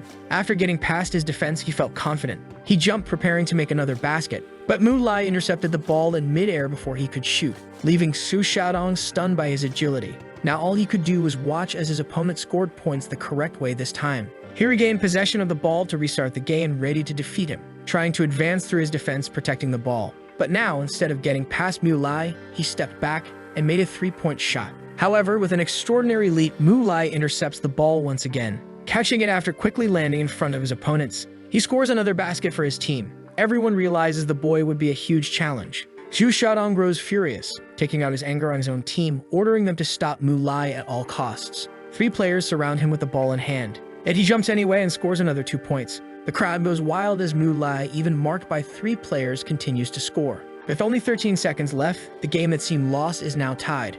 Fang Kun and Su Jiaqi exchange glances as they charge toward Mu Lai, making him realize that everything had been a plan from the beginning to defeat him. He manages to dodge both of them, who crash into each other at full speed, as they hear Mu Lai say he understood their real plan, ending the game with another backward shot. With a final score of 68-71, everyone in the stands is overwhelmed with emotion as Mu Lai's team unexpectedly wins the match. His teammates praise his skills, even though he insists that he can't continue playing basketball. This leaves everyone incredulous, as he clearly had a talent for the sport, even serving as an example for his teammates. His 2 friends watching the game call out his name, and Su Jiaqi hugs him from behind, trying to celebrate his victory over Su Jiaqi. But for some reason, he doesn't seem interested in celebrating with her, treating her coldly. This makes her find his behavior strange, along with Lai Yao, who also knows that his behavior is unusual. Meanwhile, Su Jiaqi complains that he should be the one surrounded by girls, being the basketball hero of the school. And if this continues, he'll lose all his admirers, swearing that he will defeat the boys somehow in the future.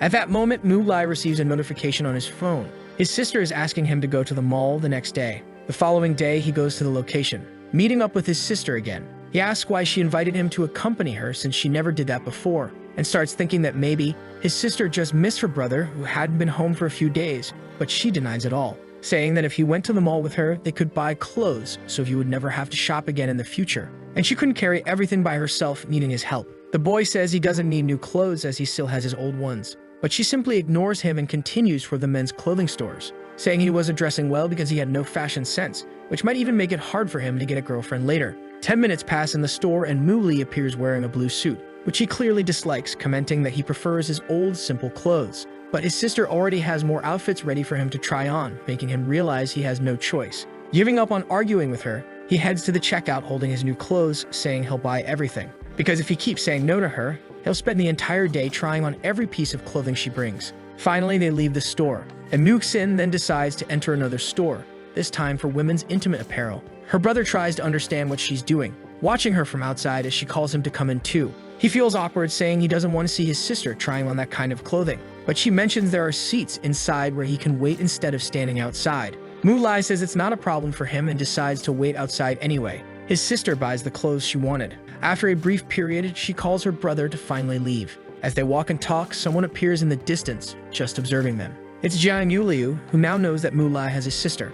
Her brother asks if she really doesn't need more clothes, but she says she has enough to wear. At that moment, something strange appears on his radar. He stops walking instantly and puts his shopping bags down. Asking his sister to wait a moment, Mu Lai turns around and faces Jiao Muo, who immediately confronts him. Mu Lai says he doesn't care why he was following them, but if he touches his sister, he can consider himself a dead man. Jiao Muo responds that behind him stand 2 generations of powerful masters who would end Mu Lai's life if a single hair on his head is harmed. But Mu Lai presses his shoulder as he listens to Jiao Muo say that if he doesn't believe it, he's welcome to try his luck. He then turns around and waves goodbye, having given his warning. Jiao Muo suddenly finds his body paralyzed, unable to understand what's happening, watching Mu Lai return to his sister, continuing as if nothing had happened, while Jiao Muo starts feeling pain in his body, collapsing to the ground and clutching his chest.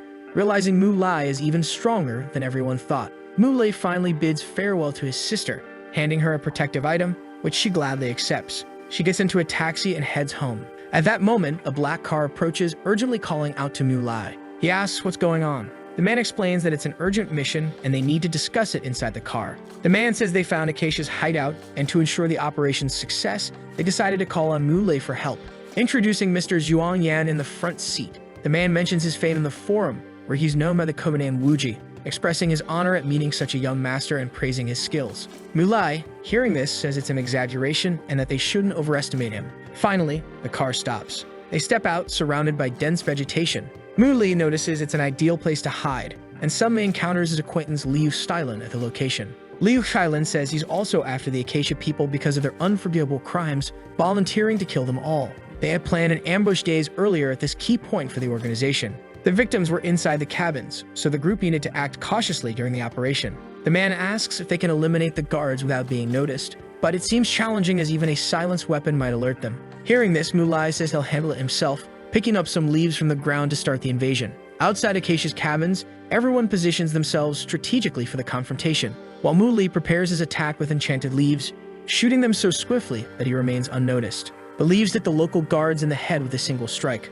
making his group realize just how skilled he is, truly seeming worthy of being called a martial master. With that, they proceed with the invasion. As they rush, Jiang informs that all the wooden houses have people inside and the victims are kept at the back of the cabins, deciding that Mu Lai will rescue the victims while they hunt for the leader. It seems like a solid plan, but other guards quickly notice the strange movement outside, realizing they're under attack. They counterattack immediately, but Jiang effortlessly defeats two of them alone. Meanwhile, Mu Li advances, searching for the victims of the nearest cabin, where he faces an enemy armed with a knife. The attacker tries to stab Mu Lai in the stomach, but he dodges the attack, then swiftly avoids another slash near his face, realizing the blade is also poisoned. Jiang shouts that he's found the victims, with several women appearing, unclothed and injured, screaming for no one to hurt them again. Mu Lai takes in the situation, breaking his opponent's arm in a fit of rage, then fatally slashes his neck, unable to bear the sight before him. With a successful rescue, the victims are safely taken to the city.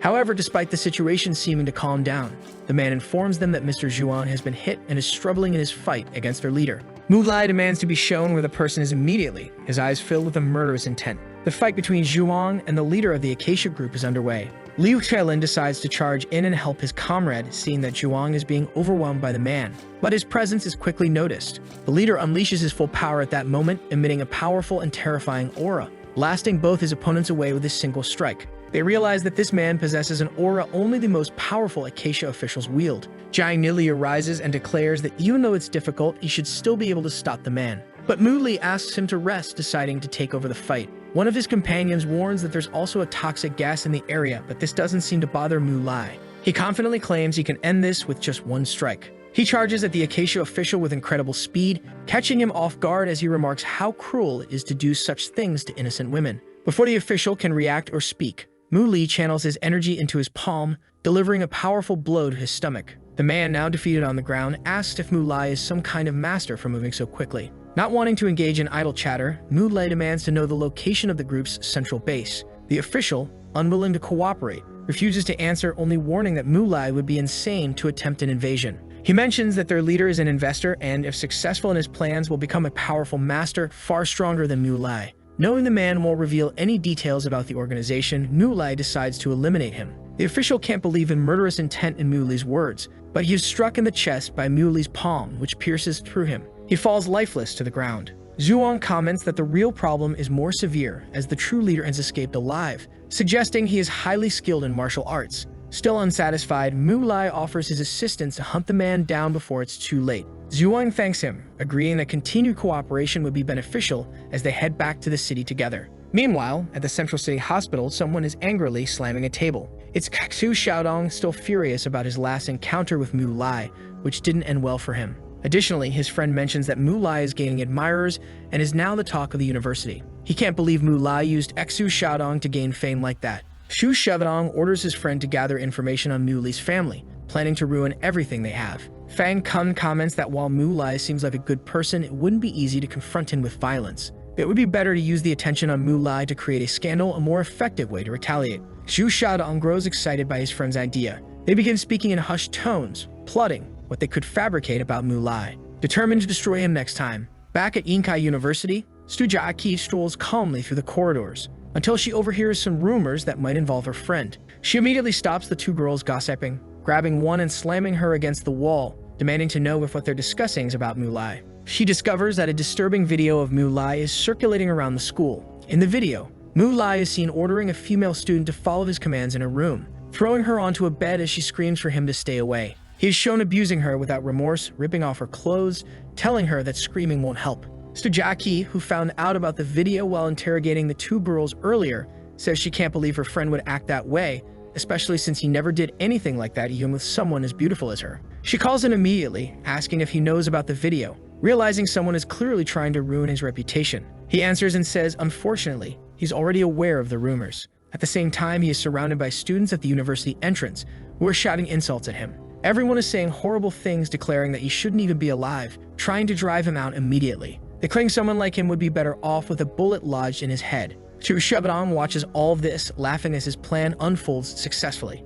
Fang Kun appears beside him, saying the next phase of their plan is ready, while Su Jiaqi remarks that Mu Lai will finally understand why he should never offend the Su family. Lai Yao, standing by Mu Lai, notices something strange. A group of students is bringing baskets full of fruit and objects, ready to hurl them at him. She is shocked by the scene and tries to step in front of her friend, urging him to be careful. However, he holds her back and dodges the crowd's barrage, making all the thrown fruit and objects hover in midair. While protecting Lai Yao at the same time, he decides to send everything back to the throwers, hitting several students without lifting a finger. Despite this, the students continue to complain about his presence at the university. Then Su Jiaqi decides to step forward, further inciting the crowd. He calls Mu Lai a wild animal in human form, unworthy of being his rival or even attending the university, demanding that he leave. The crowd echoes Su Jiaqi's words, supporting his speech. Mu Lai realizes Su Jiaqi is behind all the lies, but even knowing this, it's too late. If Mu Lai retaliates against him again, the next target will be his family. At that moment, he notices the protective jade he gave his sister is activated. Something strange seems to be happening to her, while Su Jiaqi continues spouting nonsense, daring him to at least hit him if he's man enough. He laughs in Mu Lai's face, thinking he has the upper hand. But worried about his sister and not wasting any more time, Mu Lai does exactly what he asked. He punches Su Jiaqi hard in the stomach, nearly driving his fist through his body. Su Jiaqi coughs up blood from the blow. He collapses to the ground as students rush to check on him. Mu Lai swiftly leaves the university, racing to his sister's location to prevent the tragedies of his past life from happening again. Swearing he will never let anyone harm her again, vanishing at near-sonic speed. Meanwhile, in a city alley, Muxin is surrounded by thugs, trying to break the Jade's barrier by any means. One of them pulls a knife from his back ready to attack her, when Mu Lai finds her, punching through the wall to reach the alley even faster. The thugs notice the wall cracking beside them, frozen in shock at what they're witnessing, wondering what in the world could be doing this. They then hear Mu Lai's voice declaring that anyone who touches his sister will die as he unleashes a slash of energy with his right hand. All the thugs fall to the ground after being struck. Mu Lai begins assessing the situation, observing all of his enemies already defeated. He approaches one of them, finding an earpiece in the thug's ear, with someone on the other end asking if they captured her. He recognizes Jiang Niliu's voice, who then swears death upon him through the earpiece, hearing Mu Lai's promise in return. Mu Lai crushes the earpiece and turns to his sister, telling her she doesn't need to be afraid as he will always protect her, assuring her that this will never happen again because no one has the right to lay a finger on his sister. She, upon hearing this, says she believed his words. After that, he returns to the university, walking slowly, thinking about what he could do to prevent that situation in the future, and also about the Acacia faction that was attacking innocent women like his sister. He then decides to pick up his phone and call his subordinates, who ask him as soon as they answer what his next order would be. Mu Lai then asks them to notify all the masters about something he was planning to do soon. His subordinate asks what it would be, and he informs them that they were going to destroy the Acacia faction. Liu Wuxing appeared at his home talking with Suen about what Su Jiaqi had done at the university. Suen complained about the boy's actions, saying he needed to be punished for all of it. And one of the servants appears, saying that the leader of the Xu family was there, wanting to meet with the elder as well. The man enters the place, introducing himself politely, and he finds someone from the Su family there, which surprises him. Liu Wuxing asks why he was trying to offend his family in such a manner, which leaves the man frightened, even thinking that he might actually be speaking with Mr. Su instead of Liu Wuxing. He asks the elder to explain the situation better so that he can understand the problem, assuring that his family would never do such a thing. Suen also can't hold back, saying that they couldn't accept such actions being done, ordering that the Wu family take responsibility for their actions. The man remembers that Mr. Su could economically affect his family's situation, but being businessman, he hadn't expected to find the man there, showing involvement with martial arts as well. Suen continues to say that merely affecting the Wu family economically wouldn't be enough to settle the matter on its own, making the man wonder why he was acting in such a way, as not even Mr. Liu had done anything like this before. Desperately, he asks again what had happened, saying he didn't understand anything and begging for an explanation. And Suen tells him about the fake video that had caused a scandal at Yingkai University. After some investigation, they discovered it was a montage made to damage the image of a student, portraying him as a harasser of women, causing severe damage to the person's reputation in the process. The man asks who the student was, and Suen responds that it was the man known as Mr. Wuji. This shocks the man, as he already knew him from the forum and from Master Liu, having recognized his skills earlier. While he thought about all this, Suen concludes his speech by saying that the person behind this whole incident was none other than his son, Kexu Shadon, heading to the city's central hospital again. Liu Wuxing appeared completely immobilized from the beating he had taken. His friend tries to calm him down, saying that Mu Lai had run away from the place, seeming scared by what they had done. until someone appears, kicking the door to his room. He asks fearfully who it was, but realizes it was only his father. Liu Wuxing is surprised by his presence, as he hadn't even informed his family that he was there yet, saying he didn't need to worry as he would recover soon, only to receive a punch from the man afterward, and asking why he had done that. To which he responds, saying that because of what he had done, the whole family was now at risk of being destroyed, that his blow was little compared to what Mu Lai could have done to him, ordering his son to resolve all the problems he had caused as quickly as possible. Some time passes, and we return to the Su family village. Su Jiaqi appears coming down the stairs of her house, going to tell her friend that apparently the situation had been clarified by Su Shadon, who had taken responsibility for everything. He thanks the girl afterward, and she says that as long as he was by her side, he didn't need to worry about that kind of problem because she could easily resolve it, asking afterward if he was really going after the Huan faction, to which he responds yes, saying that this organization only had bad people, needing to deal with them without letting anyone escape. Time passes, and Mu Li appears with all his companions gathered ready for the next fight, then setting out for the confrontation, as the boy said that no one could leave there alive. The offensive against the faction finally begins. Mu Lai's group sneaks into the location stealthily,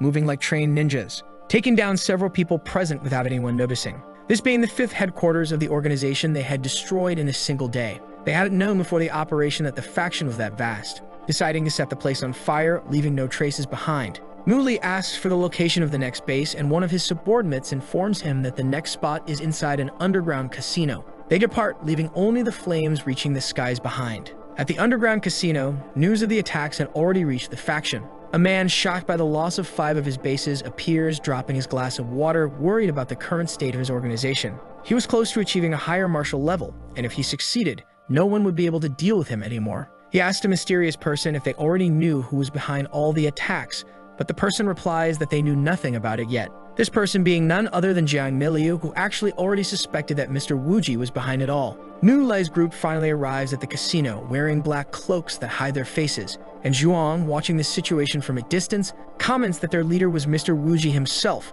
who had already destroyed 5 Huhuan faction bases in one night. They enter the place, ordering all common people to step outside. The faction leader heads to the main hall to understand what was happening in his establishment. One of the casino's guards asks who the people in black were, but ends up being knocked out by Mu Lai with a punch to the face that twists his head backward. However, before hitting the ground, he's struck again by another precise blow to his energy-filled chest. The boy then faces his enemies, who seem to be the last remaining members of the faction, and he charges at them, defeating them all in an honest exchange of punches, throwing them all against the walls of the place, which were destroyed in the process. Mu Lai then effortlessly takes down all the guards, and begins to hear someone clapping in the distance. The man praises his skills, but says, unfortunately, the boy had attacked some of his comrades. Mu Lai looks back, noticing a man in the upper part of the hall, and asks if he was the faction leader. The man responds that he indeed was the person Mu Lai was looking for. But Zhuang appears by his side and comments that he had seen the faction leader before, and that this man looked nothing like who they were seeking. The man explains that the former leader had left a long time ago,